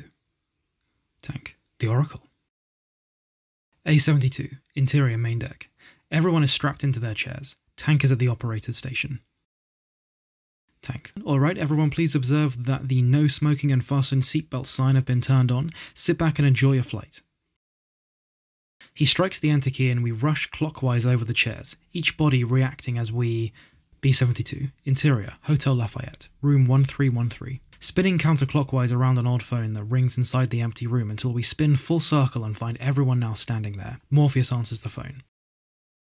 We're in. Exterior, Hotel Lafayette, day. The door opens and for the first time since his release, Neo steps back into the Matrix. He squints at the sun, which seems unnaturally bright. He is the only one without sunglasses. APOC and Switch remain at the door, as the others enter the alley. Morpheus. We should be back in an hour. Cypher opens the driver's door of an old car as Trinity, Morpheus, and Neo cross to the car. Cypher glances about quickly, then drops something inside a garbage can. It is a cellular phone, and we see its blue display as the line connects. 74. Interior, car. Neo sits beside Trinity in the back. He cannot stop staring as the simple images of urban street blur past his window like an endless stream of data rushing down a computer screen. Morpheus. Almost unbelievable, isn't it? Neo nods as the car continues to wind through the crowded city. Neo. God. Trinity. What? Neo. I used to eat there. Really good noodles. He is speaking in a whisper, almost as if talking to himself. I have these memories from my life, but none of them really happened. He turns to her. What does that mean? That the Matrix cannot tell you who you are. But the Oracle can? That's different. Obviously. He turns to the window for a moment and then turns back. Did you go to her? Trinity. Yes. What did she tell you? She told me... She looks at him and suddenly she is unable to speak or even breathe. What? The car suddenly jerks to a stop. Morpheus. We're here. Neo, come with me. Neo and Morpheus get out of the car. Cypher looks into the rearview mirror at Trinity. Cypher. Here we go again, Atrin. He smiles as she turns to the window. 75. Exterior. Building. Tenement-like and vast, it is the kind of place where people can disappear. Interior. Building. Morpheus nods to a blind man who nods back. An elevator opens and Neo follows Morpheus inside. Interior. Elevator. The idea of learning one's fate begins to weigh upon Neo with a steadily growing unease. Neo. So is this the same oracle that made the prophecy? Morpheus. Yes, she's very old. She's been with us since the beginning. The beginning? Of the Resistance. And she knows what? Everything? She would say she knows enough. And she's never wrong. Don't think of it in terms of right and wrong. She is a guide, Neo. She can help you find the path. She helped you? Yes. What did she tell you? That I would find the one. Ding, the elevator opens. 78, interior, hall. The long dark hall beckons. Neo follows Morpheus out of the elevator and the doors rattle shut behind him. With every step, a disturbing sense of inevitability closes in around him. At the end of the hall, Morpheus steps to the side of the door. Morpheus. I told you that I can only show you the door. You have to step through it. Neo blows out a breath. His hand reaches but stops, hovering over the spherical handle. He backs away. Neo. Morpheus, I don't think this is a good idea. Why? I told you I don't believe in this stuff. No matter what she says, I'm not going to believe it, so what's the point? What do you believe in? What do I believe in? Are you kidding me? What do you think? The world I grew up in isn't real. My entire life was a lie. I don't believe in anything anymore. That's why we're here. Why? So I can hear some old lady tell me what? That I'm this guy that everybody's been waiting for? That I'm supposed to save the world? It sounds insane, unbelievable. And I don't care who says it, it's still going to sound insane and unbelievable. Faith is not a matter of reasonability. I do not believe things with my mind. I believe them with my heart, in my gut. And you believe I'm the one? Yes, I do. Yeah? And what about the other 5 guys? The 5 before me? What about them? Morpheus tries to hide his heart being wrenched from his chest. Did you believe in them too? I believed what the oracle told me. No, I misunderstood what she told me. I believed that it was all about me. This is difficult for Morpheus to admit. I believed that all I had to do was point my finger and anoint whoever I chose. I was wrong, Neo. Terribly wrong. Not a day or night passes that I do not think of them. After the 5th, I lost my way. I doubted everything the oracle had said. I doubted myself. He looks up at Neo. And then I saw you, Neo, and my world changed. You can call it an epiphany, you can call it whatever the hell you want. It doesn't matter. It's not about a word. It's about this. So I can't explain it to you. All I can do is believe, Neo. Believe that one day you will feel what I felt and know what I know. You are the 6th and last. You are the one. His eyes blaze. Until that time, all I am asking from you is for you to hold on to whatever respect you may have for me and trust me. Neo feels a rush from Morpheus's intensity, the unadulterated confidence of a zealot. Neo, all right. He reaches for the handle which turns without him even touching it. A woman wearing white opens the door. Priestess. Hello, Neo. You're right on time. 79. Interior, Oracle's apartment. It seems particularly normal. Priestess. Make yourself at home, Morpheus. Morpheus. Thank you. Priestess. Neo, come with me. She leads Neo down another hall and into what appears to be a family room. There is another woman in white sitting on a couch watching a soap opera. Scattered about the room are half a dozen children. Some of them are playing, others are deep in meditation. All of them exude a kind of zen calm. Priestess. These are the other potentials. You can wait here. Neo watches a little girl levitate wooden alphabet blocks. Closer to him, a skinny boy with a shaved head holds a spoon which sways like a blade of grass. In front of him is a pile of spoons bent and twisted into knots. Neo crosses to him and sits. The boy smiles and hands Neo the spoon which is now perfectly straight. Spoon Boy, do not try and bend the spoon. That's impossible. Instead, only try to realise the truth. Neo, what truth? There is no spoon. Neo nods, staring at the spoon. There is no spoon? Then you will see it is not the spoon that bends, it is only yourself. The entire room is reflected inside the spoon, and as Neo stares into it, it slowly begins to bend until a hand touches his shoulder. Priestess, the Oracle will see you now. Spoon Boy smiles. 80. Interior, kitchen. An old woman is huddled beside the oven, peering inside through a cracked door. Neo. Hello? Oracle. I know, you're Neo. Be right with you. Neo. You're the Oracle? Bingo. Not quite what you're expecting, right? I got to say I love seeing you non-believers. Always a pip. Almost done. Smell good, don't they? Yeah. I'd ask you to sit down, but you're not going to anyway. And don't worry about the vase. What vase? He turns to look around and his elbow knocks a vase from the table. It breaks against the linoleum floor. That vase. Shit, I'm sorry. She pulls out a tray of chocolate chip cookies and turns. She is an older woman, wearing big oven mitts, comfortable slacks and a print blouse. She looks like someone's grandma. Oracle. I said don't worry about it. I'll get one of my kids to fix it. How did you know? She sets the cookie tray on a wooden hot pad. Oracle. What's really going to bake your noodle later on is, would you still have broken it if I hadn't said anything? Smiling, she lights a cigarette. You're cuter than I thought. I see why she likes you. Who? Not too bright, though. She winks. You know why Morpheus brought you to see me? He nods.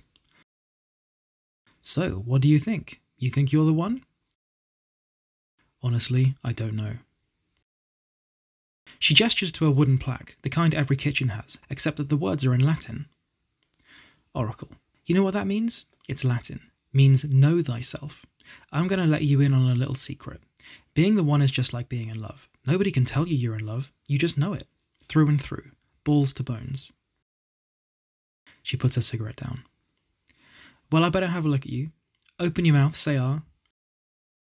She widens his eyes, checks his ears, then feels the glands on his neck. She nods, then looks at his palms. Okay, now I'm supposed to say, that's interesting. Then you say, but what? But you already know what I'm going to tell you. I'm not the one. Sorry, kid. You got the gift, but looks like you're waiting for something. What? Your next life, maybe. Who knows? That's how these things go. Neo almost has to laugh. Oracle. What's funny? Morpheus. He almost had me convinced. I know, poor Morpheus. Without him, we are lost. What do you mean, without him? The Oracle takes a long drag, regarding Neo with the eyes of a sphinx. Oracle. Are you sure you want to hear this? Neo nods. Morpheus believes in you, Neo, and no one, not you, not even me, can convince him otherwise. He believes it so blindly that he's going to sacrifice his life to save yours. What? You're going to have to make a choice. In one hand, you will have Morpheus's life. In the other hand, you will have your own. One of you is going to die. Which one will be up to you? Neo can't breathe. I'm sorry, kiddo, I really am. You have a good soul and I hate giving good people bad news. But don't worry, as soon as you walk outside that door, you'll start feeling better. Remember that you don't believe in any of this fate crap. You're in control of your own life, remember? He tries to nod as she reaches for the tray of cookies. Here, take a cookie. I promise by the time you're done eating it, you'll feel right as rain. Neo takes a cookie, the tightness in his chest slowly beginning to fade. 81. Interior, sitting room, day. Morpheus rises from a couch as the priestess escorts Neo out. When they are alone, Morpheus puts his hand on Neo's shoulder. Morpheus, you don't have to tell anyone what she told you. What was said for you, and you alone. Neo nods and takes a bite out of his cookie. Interior, car. Neo and Morpheus get in the car. Morpheus, Let's go. Cypher looks into the rearview mirror at Neo. Cypher. Well, good or bad news? Not now, Cypher. Cypher slaps the car in gear and pulls into traffic. Trinity looks at Neo, who is staring at the final bit of his cookie. He puts it in his mouth and chews. Trinity. Are you alright? Neo. Right as rain. 83. Omitted. 84. Interior. Room 1313. Day. Mouse's cellular rings. Mouse. Welcome to movie phone. Tank. They're on their way. 85. Exterior. City street. Day. As they get out of the car, Cypher smiles at Neo. Cypher.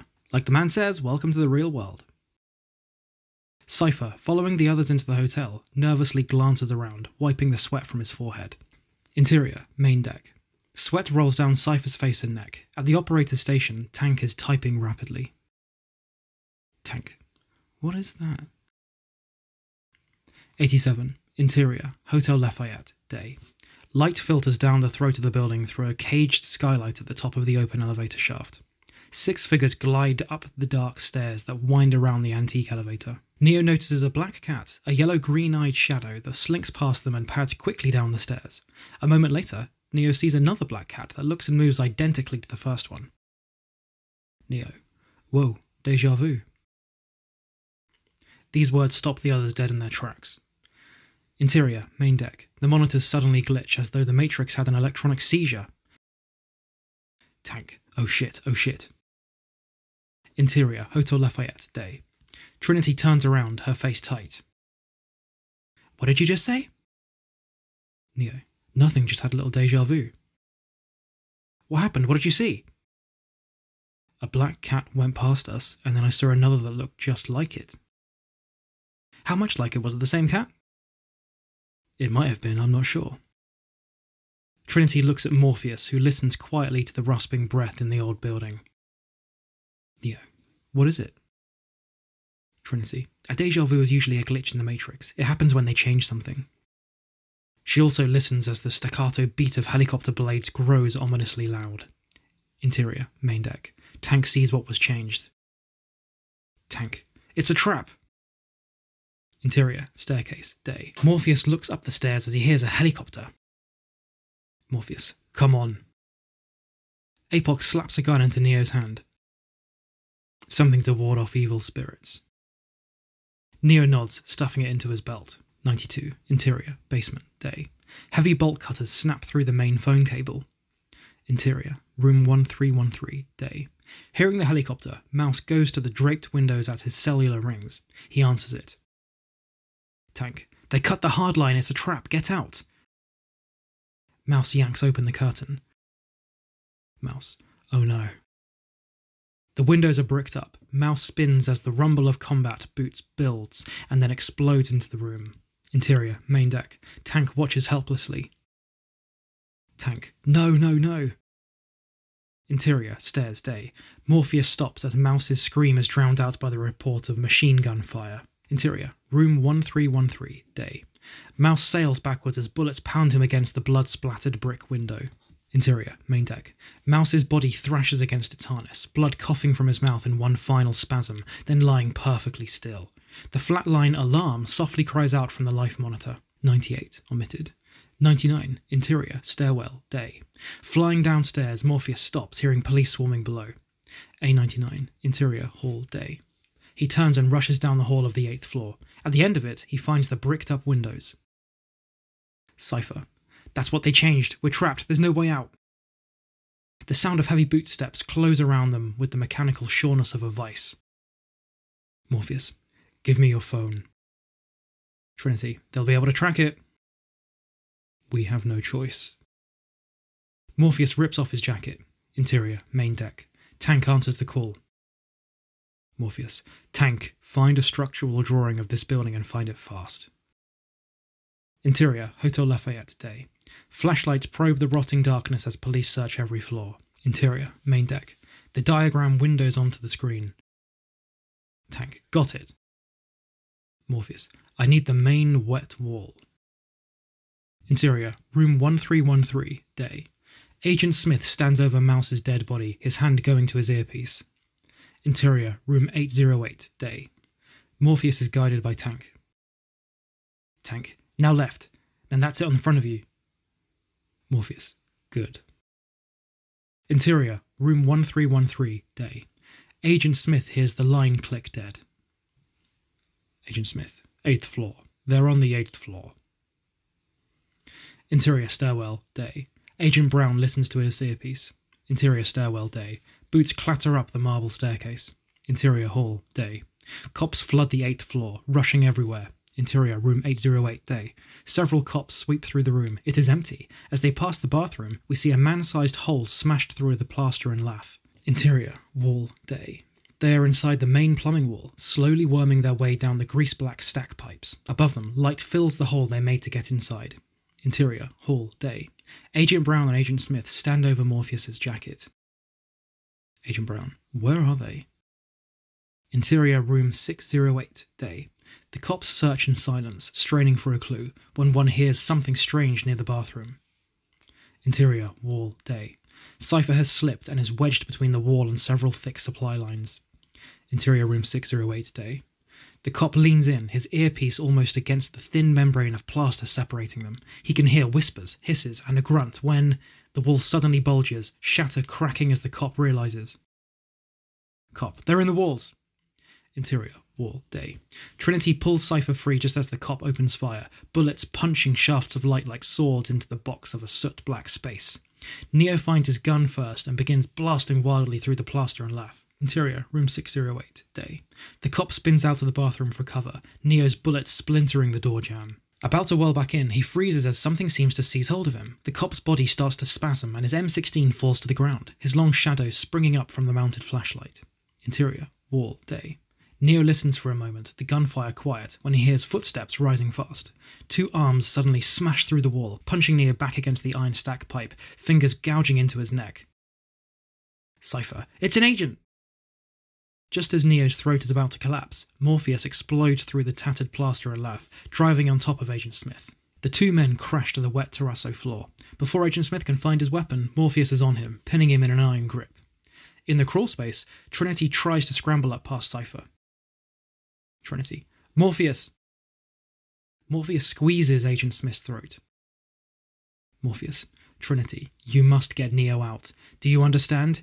He is all that matters. Neo suddenly glimpses what is happening but is powerless to stop it. Neo, no, Morpheus, don't. Morpheus, Trinity, go.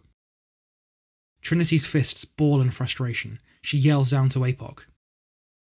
Go. Neo, we can't leave him. Trinity, we have to.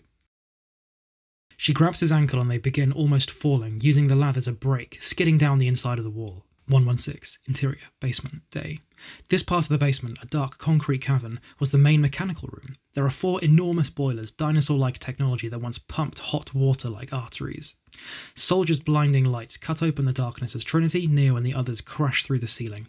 Around them they hear the chorus of short, sharp coughs of grenade launchers from gas-masked figures. Smoke blossoms from the green metal canisters. Trinity never stops moving. Searching the floor, she finds what she needs, the cover of the catch basin. Cypher watches her pry open the gate when a gas can bounces near him. Trinity, come on! Cypher seems to trip as the cloud envelops him. Trinity watches Cypher disappear into the smoke, then follows the others down the wet black hole. Interior, room 608, day. Morpheus and Agent Smith remain on the ground, locked in each other's death grip.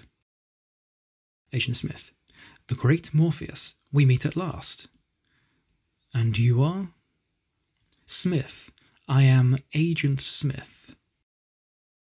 You all look the same to me. Agent Smith counters Morpheus and slowly begins to pry his hands from his throat. Striking like a viper, Morpheus drives a vicious headbutt into Agent Smith's face. His nose and glasses shatter.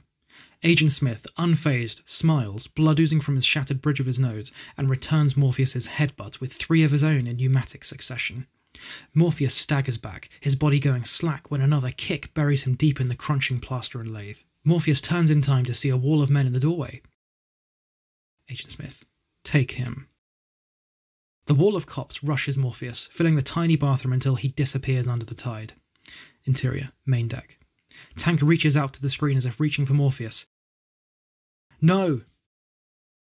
119, omitted. 120, exterior, street, day. A manhole cover cracks open. Two eyes peek out just as the truck rattles over it. The thunder dopplers away and the cover opens. Trinity climbs out. Interior, main deck. Tank is again at the monitors, searching the matrix when the phone rings. Tank. Operator. Cypher. I need an exit, fast. Cypher? Exterior, street, day. Cypher is standing at a public phone. Across the street is the burning paddy wagon that appears to have collided with an oncoming car. Cypher. There was an accident, a goddamn car accident. All of a sudden. Boom. Jesus, someone up there still likes me. Tank. I got you. Just get me out of here. Nearest exit is Franklin and Erie, an old TV repair shop. Cypher hangs up and smiles as we hear fire trucks in the distance. An actor, definitely. Interior, main deck. The phone rings, Tank answers.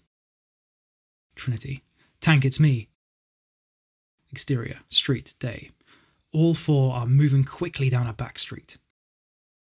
Neo. Is Morpheus still alive? Trinity. Is Morpheus still alive, Tank? Tank. Yes, they're moving him. I don't know where yet. He's alive. Again, inevitability seems to cinch around Neo. We need an exit. Tank. You're not far from Cypher. Trinity. Cypher, I thought... So did we. I sent him to Franklin and Erie. Got it. A124, exterior TV repair shop, day. In a deserted alley, Cypher steps onto a dumpster in front of a small boarded-up window. Interior TV repair shop, day. Dead machines, eviscerated and shrouded with dust, lay on metal shelves like bodies in a morgue.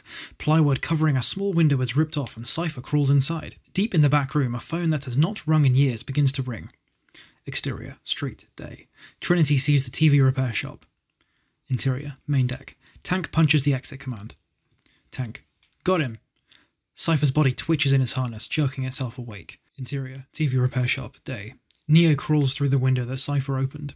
Interior, main deck. Tank finishes loading the exit program as Cypher pulls back a heavy blanket, exposing a high-tech rifle. Interior, TV repair shop, day. The phone begins to ring as the others crawl in. Switch. God, I love that sound. Interior, main deck. Suddenly, a white bolt of lightning explodes against Tank's chair, blasting him into thin air. Cypher checks the gun, unable to believe he missed. Cypher. Shit! Tank is on his feet, lunging when Cypher fires again, square into his chest. Dozer. No! Interior, TV repair shop, day. The phone is still ringing. Trinity. You first, Neo. Neo answers the phone when there is a click. There is no signal, nothing but silence. Trinity. What happened? I don't know, it just went dead. Trinity listens to the dead line and takes out the cellular. Interior, main deck. The operator phone begins to ring. Cypher steps over the sizzling body of Dozer and looks at the monitor. Interior, TV repair shop, day. Every unanswered ring rings her gut a little tighter, until... Cypher. Hello, Trinity. Trinity. Cypher, where's Tank? He had an accident. An accident? Interior, main deck. He walks over to Trinity's body, staring down at it hanging in its coma-like stillness. You know, for a long time, I thought I was in love with you, Trinity. I used to dream about you. He nuzzles his face against hers, feeling the softness of it. You are a beautiful woman. Too bad things had to work out like this. You killed them. APOC. What? Switch. Oh god. Wearing Tank's operator headgear, Cypher moves among the silent bodies. Cypher. I'm tired, Trinity.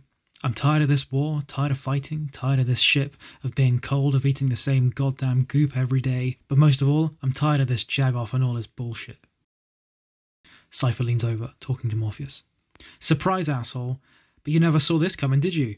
God, I wish I could be there when they break you. I wish I could walk in just as it happens. So right then you knew it was me. Trinity. My God, Morpheus, you gave them Morpheus. He lied to us, Trinity. He tricked us. If he would have told us the truth, we would have told him to shove that red pill right up his ass. That's not true, Cypher. He set us free. Free. You call this free? All I do is what he tells me to do. If I have to choose between that and the Matrix, I choose the Matrix. The Matrix isn't real. Oh, I disagree, Trinity. I disagree. I think the Matrix can be more real than this world. I mean, all I do is pull a plug here, but there, you have to watch a man die. She looks up to Apoc, her face going white. Apoc. Trinity. He grabs hold of the cable on Apoc's neck, twists it and yanks it out. Cypher. Welcome to the real world, eh, baby? Apoc seems to go blind for an instant, a scream caught in his throat, his hands reaching for nothing, then he falls dead. Switch. No! Trinity. But you're out, Cypher, you can't go back. Cypher. That's what you think. They've promised to take me back. They're going to reinsert my body. I'll go back to sleep, and when I wake up, I'll be fat and rich and won't remember a goddamn thing. It's the American dream. He laughs, his hand sliding around the neck of Switch as he takes hold of her plug. Cypher. By the way, if you have anything terribly important to say to Switch, I suggest you say it now. Trinity. Oh no, please don't. Trinity's eyes find Switch and she knows she's next. Switch. Not like this. Not like this. She suddenly feels her body severed from her mind as she is murdered. Cypher. Too late. Trinity. God damn you, Cypher. Don't hate me, Trinity. I'm just the messenger, and right now I'm going to prove it to you. He stands over Neo. If Morpheus was right, then there's no way I could pull this plug, is there? She turns to Neo, eyes wide with fear, and he knows he is next. If Neo is the one, then in the next few seconds there has to be some kind of miracle to stop me. Right? How can he be the one if he's dead? He takes hold of the cord. You never did answer me, Trinity, when I asked you before. Did you buy Morpheus's bullshit? Come on, you can tell me, did you? All I want is a little yes or no. Look into his eyes, Trinity, those big pretty eyes, and tell me the truth. Yes or no. Trinity stares at Neo as a single word falls soundlessly from her lips. Yes. No. Charred and bloody, Tank levels the gun. I don't believe it. Tank. Believe it or not, you piece of shit, you're still going to burn. He fires a crackling bolt of lightning that knocks Cypher flying backwards. 136, omitted. 137, interior TV repair shop. Trinity throws her arms around Neo, and for a moment they are alone and alive until the phone rings. Neo. Go, you first this time. Interior, main deck. Trinity's eyes snap open, a sense of relief surging through her at the sight of the ship. As Tank unplugs her, she sees his charred wounds. Trinity. Tank, you're hurt. Tank. It'll be alright. Dozer? Tank's face tightens and she takes him into her arms. 139. Exterior, government building, day. A government high-rise in the middle of downtown where a military helicopter sets down on the roof. Agent Jones gets out of the helicopter, flanked by columns of Marines. They open the roof access door and enter the top-floor maintenance level of the hotel. Interior, executive office, day. Agent Smith stands, staring out the windows of the city below, shimmering with brilliant sunlight. Agent Smith. Have you ever stood and stared at it, Morpheus? Marveled at its beauty, its genius? Billions of people just living out their lives, oblivious. Morpheus is handcuffed to a chair, stripped to the waist. He is alternately shivering and sweating, wired to various monitors with white disc electrodes. Beside him, Agent Brown sucks a serum from a glass vial, filling a hypodermic needle. Agent Smith. Did you know that the first Matrix was designed to be a perfect world? Where none suffered? Where everyone would be happy? It was a disaster. No one would accept the program. Entire crops were lost. Agent Brown jams a needle into Morpheus' shoulder and plunges down. Some believed we lacked the programming language to describe your perfect world, but I believe that, as a species, human beings define their reality through suffering and misery. Agent Brown studies the screens as the life signs react violently to the injection. The perfect world was a dream that your primitive cerebrum kept trying to wake from, which is why the Matrix was redesigned to this, the peak of your civilization. He turns from the window. I say your civilization because as soon as we started thinking for you, it became our civilization, which is, of course, what this is all about. He sits down directly in front of Morpheus. Evolution, Morpheus. Evolution. He lifts Morpheus's head. Like the dinosaur. look out the window. You had your time. Morpheus stares hard at him, trying not to show the pain racking his mind. The future is our world, Morpheus. The future is our time. Agent Smith looks at Agent Brown. Double the dosage. Agent Jones suddenly enters. Agent Jones. There could be a problem. Interior, main deck. Tank drapes a sheet over his dead brother. The other bodies are covered. Neo looks at Morpheus, whose body is covered with a cold sweat. Neo. What are they doing to him? Tank. They're breaking into his mind. It's like hacking a computer. All it takes is time. How much time? Depends on the mind, but eventually it will crack and his alpha pattern will change from this to this. Tank punches several commands on Morpheus's personal unit. The monitor waves change from a chaotic pattern to an ordered symmetrical one. Tank. When it does, Morpheus will tell them anything they want to know. Neo. What do they want? The leader of every ship is given the codes to Zion's mainframe computer. If an agent had those codes and got inside Zion's mainframe, they could destroy us. He looks up at Trinity, who is pacing relentlessly. We can't let that happen, Trinity. Zion is more important than me, or you, or even Morpheus. Trinity sees Cypher's dead body. Rage overtakes her and she kicks him. Trinity. God damn it, God damn it. Neo. There has to be something we can do. Tank. There is. We have to pull the plug. Trinity. You're going to kill him. Kill Morpheus. Trinity, we don't have any other choice. Interior, government building. Morpheus is fighting to hold his mind together. The agents stand over him. Agent Smith. Never send a human to do a machine's job. Agent Brown. If indeed the Insider has failed, they will sever the connection as soon as possible, unless... Agent Jones. They are dead. In either case... Agent Smith. We have no choice but to continue as planned. Deploy the Sentinels immediately. Interior, main deck. Tank kneels beside Morpheus's body. Neo suddenly sees it perfectly clear, fate rushing at him like an oncoming train. Tank. Morpheus, you were more than our leader. You were a father. We will miss you, always. Trinity can't bear to watch. As she closes her eyes, her tears slip free. Tank closes his eyes and takes hold of the plug. Neo is paralysed. His whole life is suddenly suspended by the finality of this moment hurling at him with the speed of a bullet. Neo. Stop! They both look at him. God damn it, I don't believe this is happening.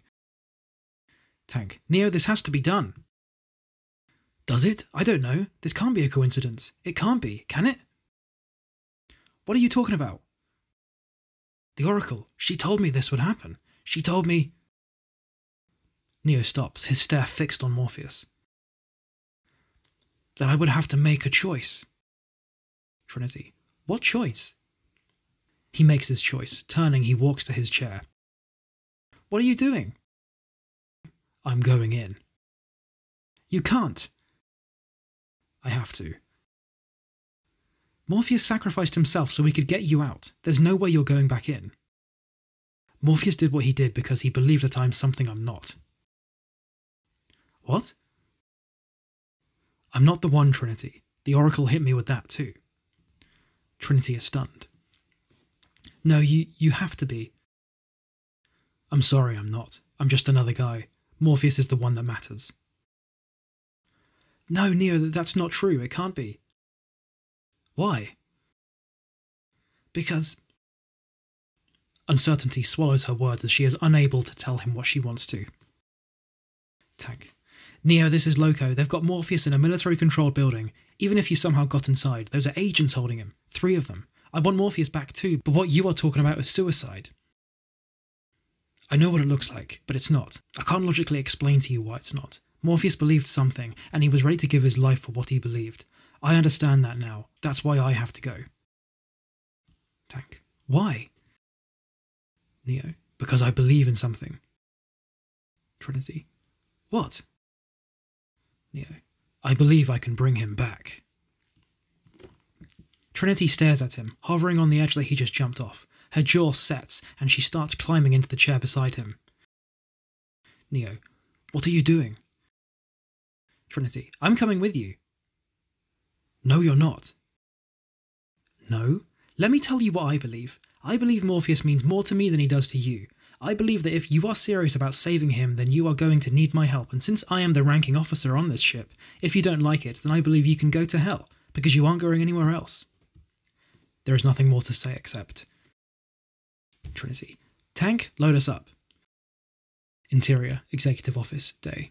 Agent Smith sits casually across from Morpheus, who is hunched over, his body leaking and twitching. Agent Smith. I'd like to share a revelation that I've had during my time here. It came to me when I tried to classify your species. I've realised that you are not actually mammals. The life signs continue their chaotic patterns. Every mammal on this planet instinctively develops a natural equilibrium with the surrounding environment, but you humans do not. You move to an area and you multiply and multiply until every natural resource is consumed, and the only way you can survive is to spread to another area. He leans forward. There is another organism on this planet that follows the same pattern. Do you know what it is? A virus. He smiles. Human beings are a disease, a cancer of this planet. You are a plague, and we are the cure. A144, Interior, Construct. Neo and Trinity stand in the white space of the construct as he answers his ringing cell phone. Tank. Okay, what do you need, besides a miracle? Neo. Guns. Lots of guns. Interior, Main Deck. Neo and Trinity's bodies hang motionless in their dive chairs as Tank hits load. Interior, Construct. Racks of weapons appear and they begin to arm themselves. Trinity. No one has ever done anything like this. Neo. Yeah?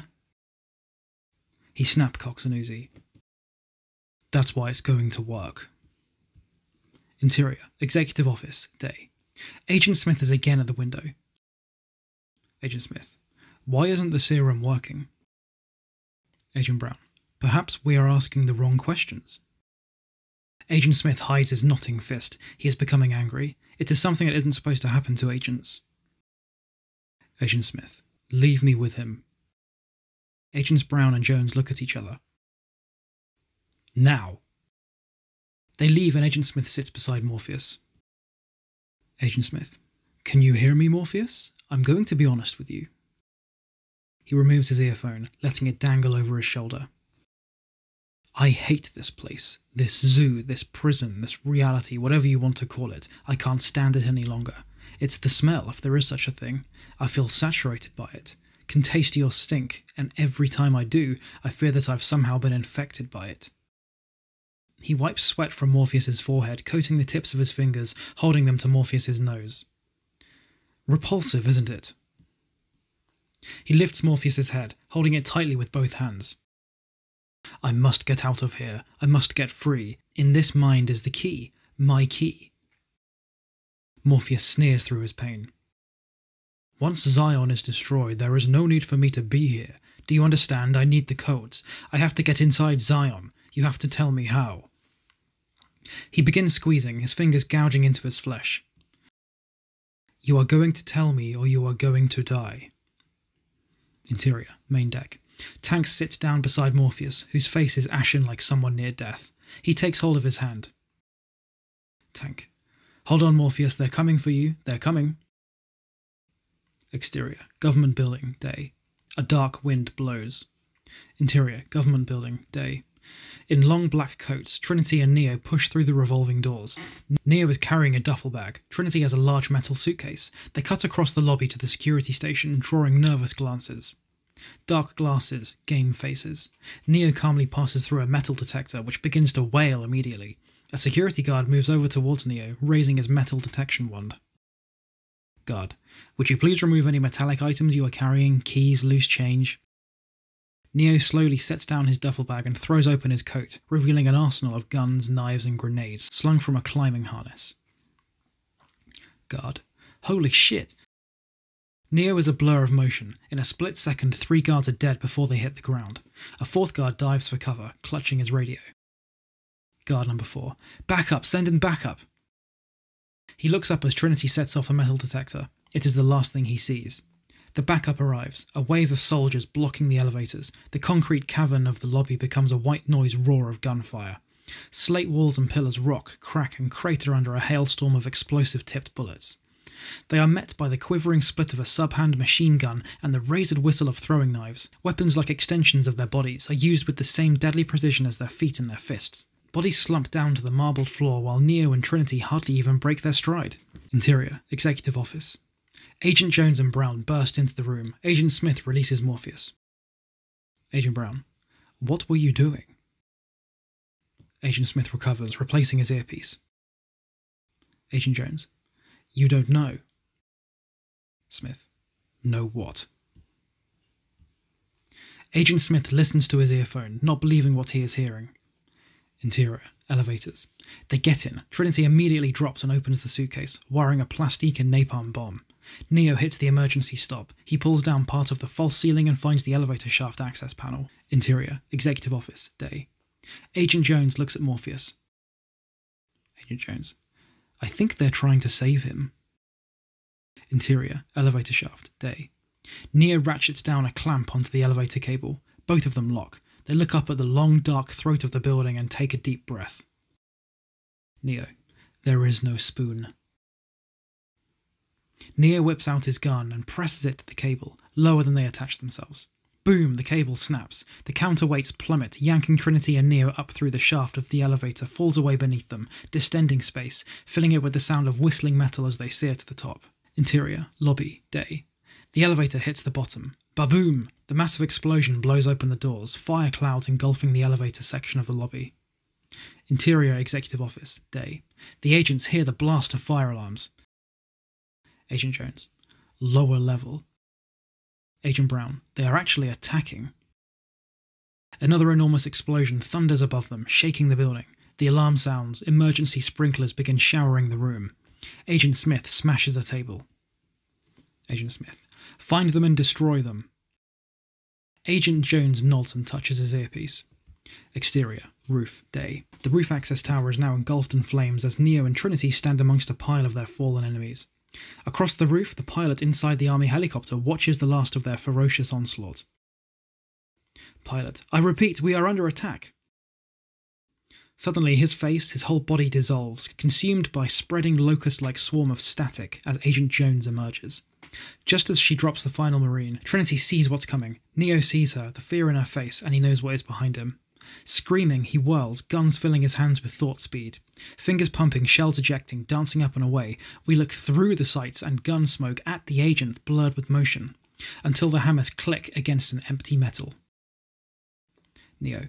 Trinity? Agent Jones charges. Help! His gun booms as we enter the liquid space of bullet time. The air sizzles with wads of lead like angry flies as Neo twists, bends, ducks just between them. Agent Jones, still running, narrows the gap, the bullets coming faster until Neo, bent impossibly back, one hand on the ground as a spiraling grey ball shears open his shoulder. He starts to scream as another digs a red groove across his thigh. He has only time to look up to see Agent Jones standing above him, raising his gun a final time. Agent Jones. Only human. Suddenly, Agent Jones stops. He hears a sharp metal click. Immediately, he whirls around and turns straight into the muzzle of Trinity's 45, jammed tight into his head. Trinity. Dodge this. Boom, boom, boom. The body flies back with a flash of mercurial light, and when it hits the ground, it is the pilot. Trinity helps Neo up. Trinity. How did you do that? Do what? You moved like they moved. I've never seen anyone move that fast. It wasn't fast enough. He checks his shoulder wound. Are you all right? I'm fine. Come on, we have to keep moving. Neo sees the helicopter. Can you fly that thing? Not yet. She pulls out the cellular phone. Interior hovercraft. Tank is back at the controls. Tank. Operator? Trinity. Tank, I need a pilot program for a military B-212 helicopter. Tank is immediately searching the disk drawers. Trinity. Hurry! His fingers flash over the gleaming laser discs, finding one that he feeds into Trinity's supplement drive, punching the load commands on her keyboard. Exterior, roof, day. Trinity's eyes flutter as information surges into her brain. All the essentials of flying a helicopter absorbed at light speed. Trinity. Let's go. 160. Omitted. 161. Interior, executive office, day. Agent Jones throws open the door and enters, walking through the puddles pooling in the carpet. Over the rushing water and alarms, Agent Smith hears a sound and understands the seriousness of the attack. He turns to the wall of windows as the helicopter drops into view. Neo is in the back bay, aiming the mounted .50 machine gun. Agent Smith. No. The gun jumps and bullets explode through the window in a cacophony of crashing glass as the agents go for their weapons.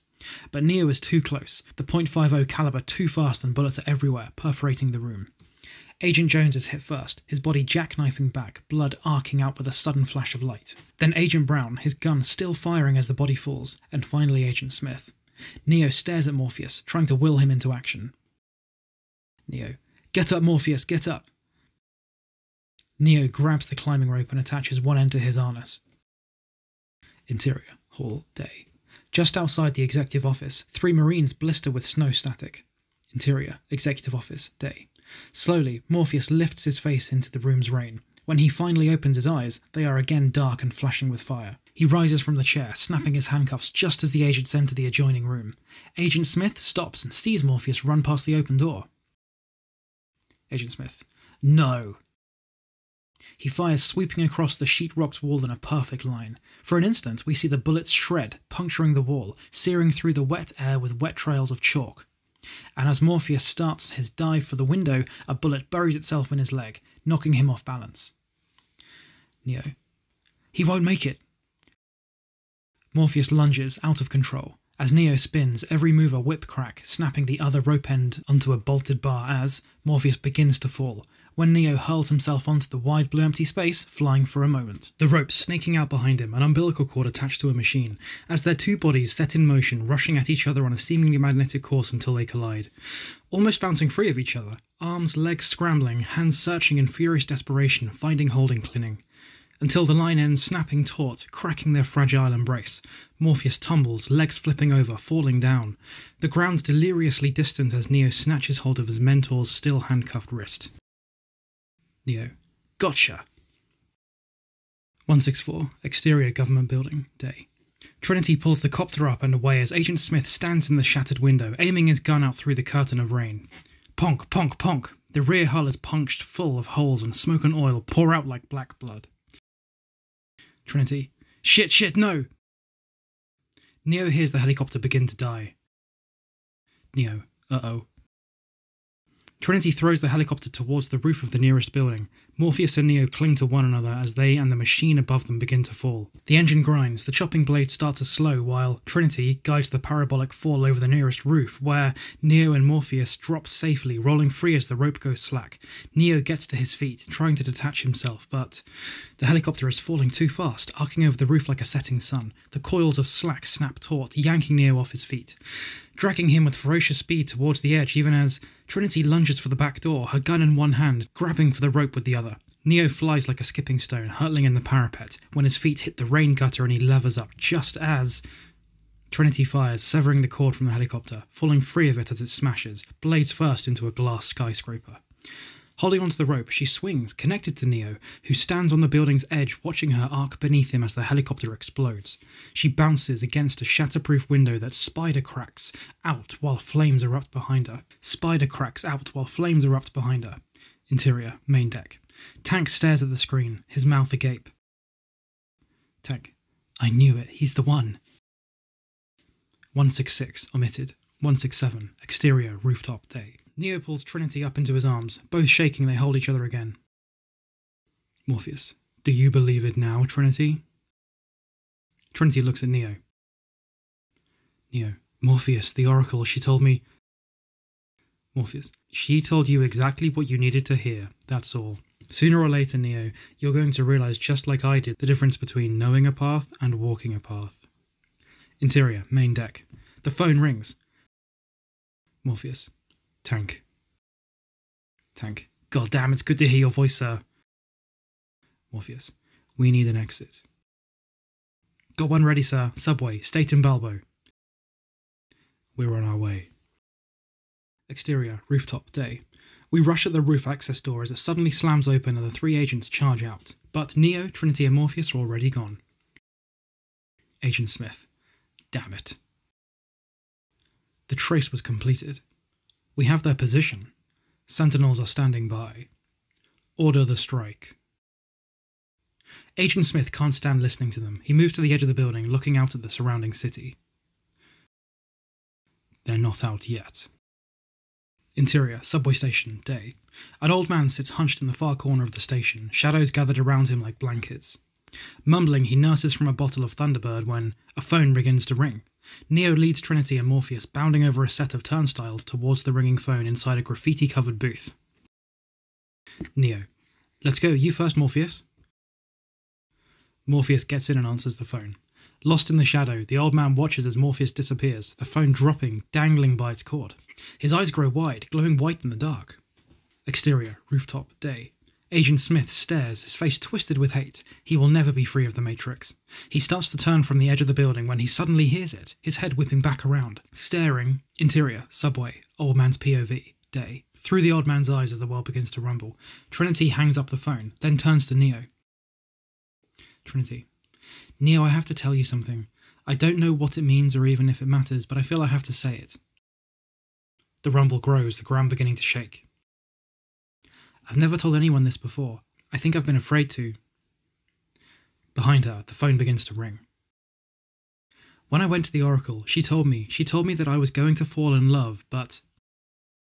The rumble rises, drowning her voice. Neo is drawn towards her, their lips close enough to kiss when a train blasts into the station. For a moment, they are frozen by the strobing lights of the train until Neo whispers in her ear. Neo, promise me you'll tell me the rest? She nods as he closes the booth. The phone rings once more before she lifts the receiver when, in the darkness of the far corner, Neo sees the old man in the flashing train light as he becomes Agent Smith, raising a fistful of black gunmetal. Neo. No! The gun fires, the bullet flying at her, bursting through the plastic window just as Trinity disappears, the handset hanging in the air as the bullet hits, shattering the earpiece. Interior hovercraft. Trinity blinks, shivering as her conscious exits the construct. Trinity. Neo! Tank. What the hell just happened? An agent, you have to send me back. I can't. Interior. Subway station. Day. The destroyed phone dangles in the empty booth. Neo turns to Agent Smith, whose gun stares at him like a third eye. Agent Smith. Mr. Anderson. Interior. Main deck. Morpheus and Trinity stand behind Tank, riveted to the scrolling code. Trinity. Run, Neo, run. Interior subway station, day. Neo looks at the dead escalator that rises up behind him. Slowly he turns back, and in his eyes we see something different, something fixed and hard like a gunfighter's resolve. There is no past or future in these eyes, there is only what is. Interior, main deck. Trinity is unable to understand. What is he doing? Morpheus. He's beginning to believe. Interior, subway station, day. Neo whip draws his gun with the flashpoint speed of lightning as Smith opens fire. Gun report thunders through the underground, both men blasting, moving at impossible speed. For a blinking moment, we enter bullet time. Gun flash tongues curl from Neo's gun. Bullets float forward like a plane moving across the sky. Cartridges cartwheel into space. An instant later, they are nearly on top of each other, rolling up out of a move that is almost a mirrored reflection of the other, each jamming their gun tight into the other's head. They freeze in a kind of embrace, Neo sweating, panting, Agent Smith machine calm. Agent Smith smiles. You're empty. Neo pulls the trigger, click. Neo. So are you. The smile falls. Agent Smith yanks his trigger. Click. Agent Smith's face warps with rage and he attacks, fists flying at furious speed, blows and counters, Neo retreating as a knife hand opens his forearm and a kick sends him slamming back against a steel column. Stunned, he ducks just under a punch that crunches into the beam, steel chunks exploding like shrapnel. Behind him, Neo leaps into the air, delivering a neck-snapping reverse roundhouse. Agent Smith's glasses fly off and he glares at Neo, his eyes ice blue. Agent Smith. I'm going to enjoy watching you die, Mr. Anderson. Agent Smith attacks with unrelenting fury, fists pounding Neo like jackhammers. Interior hovercraft. Trinity watches Neo as his body jerks, mouth coughing blood, his life signs going wild. Trinity. Jesus, he's killing him! Interior subway station, day. Agent Smith grabs hold of him, lifting him into the air, hurling him against the curved wall of the train tunnel, where he falls inches from the electrified third rail. The agent is about to jump down and press his attack when he hears something. From deep in the tunnel, like an animal cry, a burst of a high-speed metal grinding against metal. The sound of an oncoming train. Neo tries to get up. Agent Smith jumps down onto the tracks and drop-kicks him in the face. The world again begins to shake, rumbling as a train nears. Agent Smith. Do you hear that, Mr. Anderson? Agent Smith grabs Neo in a chokehold, forcing him to look down the tracks, the train's headlight burning a hole in the darkness. That is the sound of inevitability. Neo sees it coming and he starts to fight. It is the sound of your death.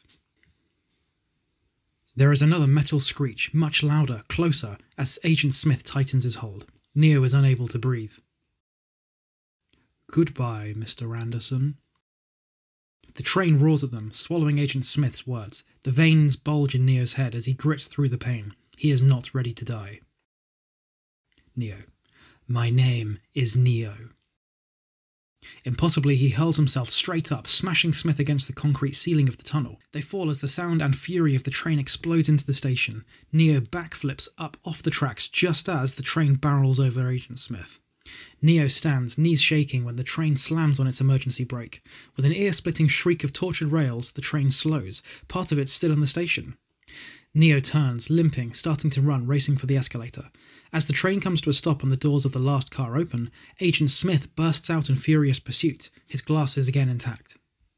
Interior hovercraft. Tank searches the Matrix. Trinity. What just happened? Tank. I don't know, I lost him.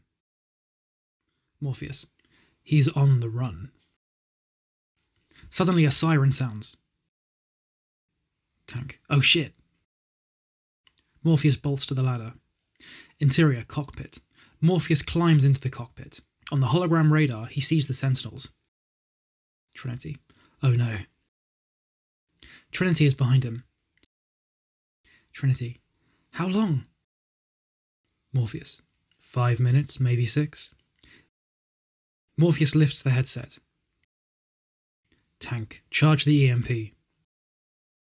Tank. Yes, sir. Trinity. You can't use that until Neo is out. Morpheus. I know, Trinity. Don't worry. He's going to make it. Exterior, city street, day. A businessman walks along the sidewalk, wheeling and dealing into his cell phone when it disappears, snatched by Neo as he flashes by. Businessman. What the... My phone! The man turns to call for help, and when he turns back, it is Agent Smith. Neo is in a full-out sprint, spinning and weaving away from every pedestrian, every potential agent.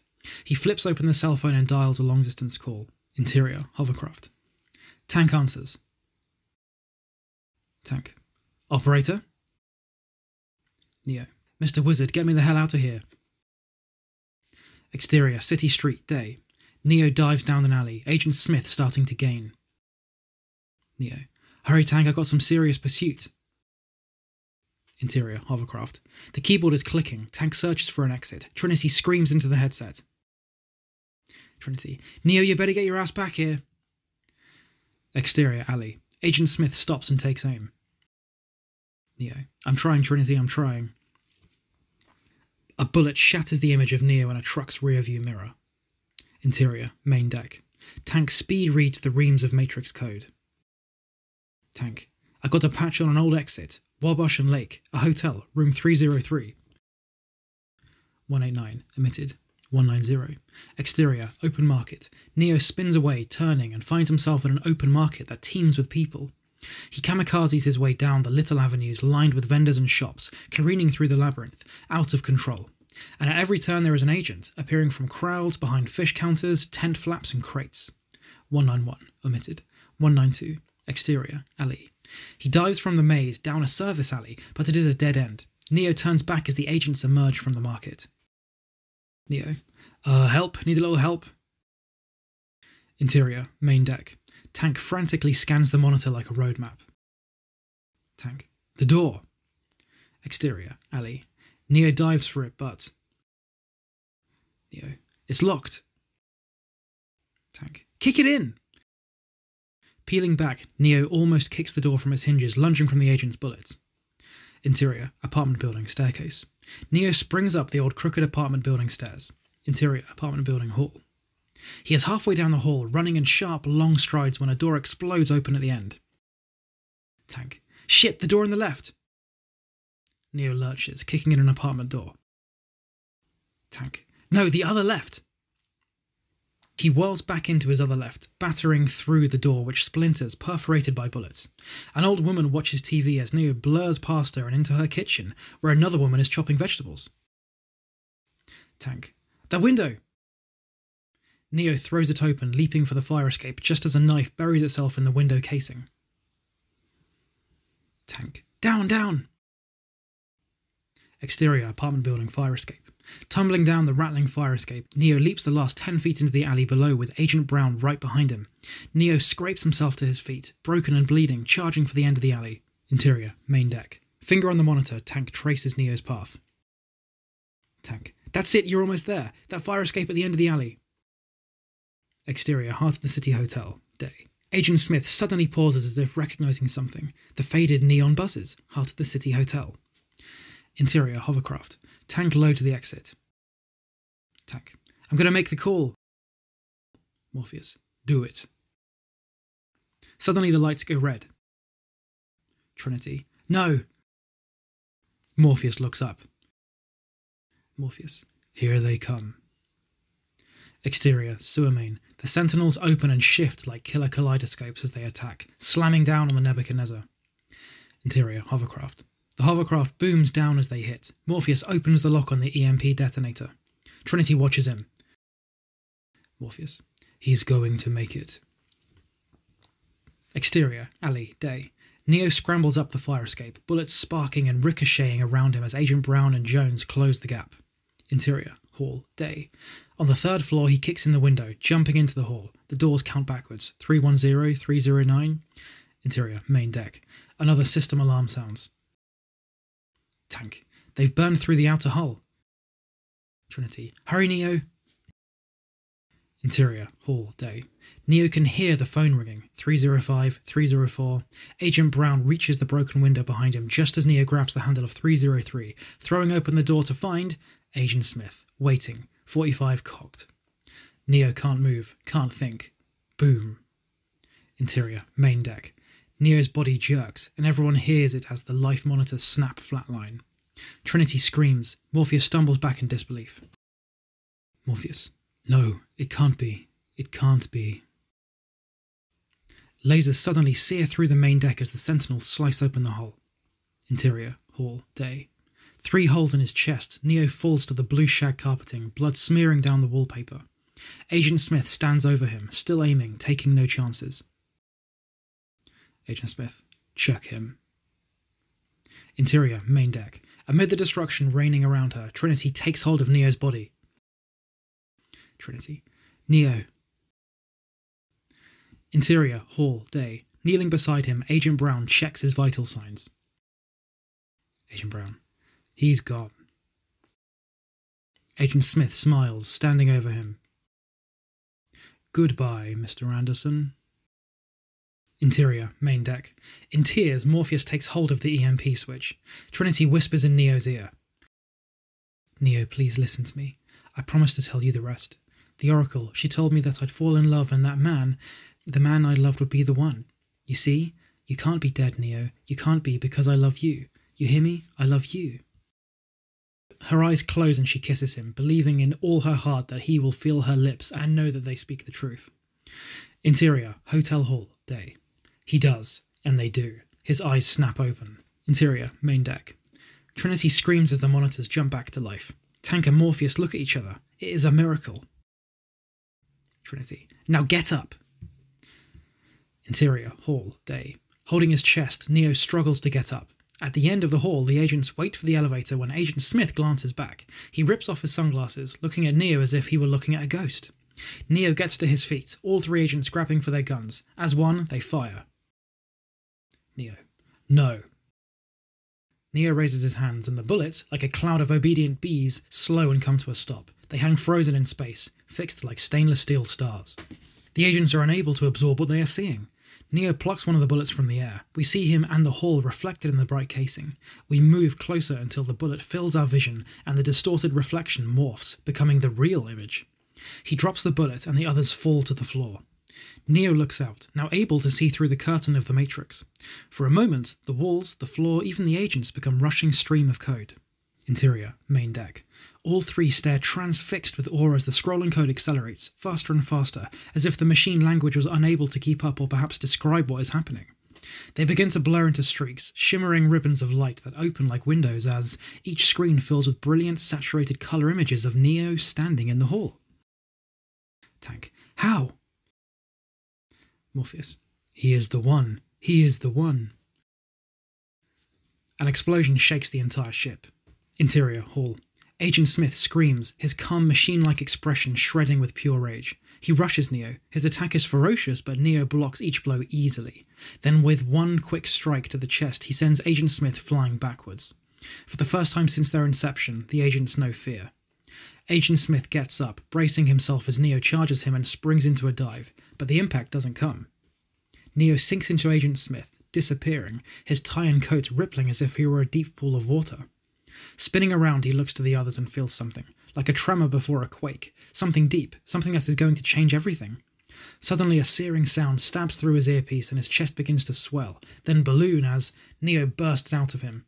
And with a final death scream, Agent Smith explodes like an empty husk in a brilliant cacophony of light, his shards spinning away, absorbed by the Matrix until only Neo is left. Neo faces the remaining agents. They look at each other, the same idea striking simultaneously. They run. Interior, main deck. Sentinels are everywhere, destroying the ship. Trinity. Neo! Interior, hall. Again he hears her. He reacts to the ringing phone, rushing toward it even as... Interior, main deck. A sentinel descends towards Morpheus. On the screen we see Neo dive for the phone as... Trinity. Now!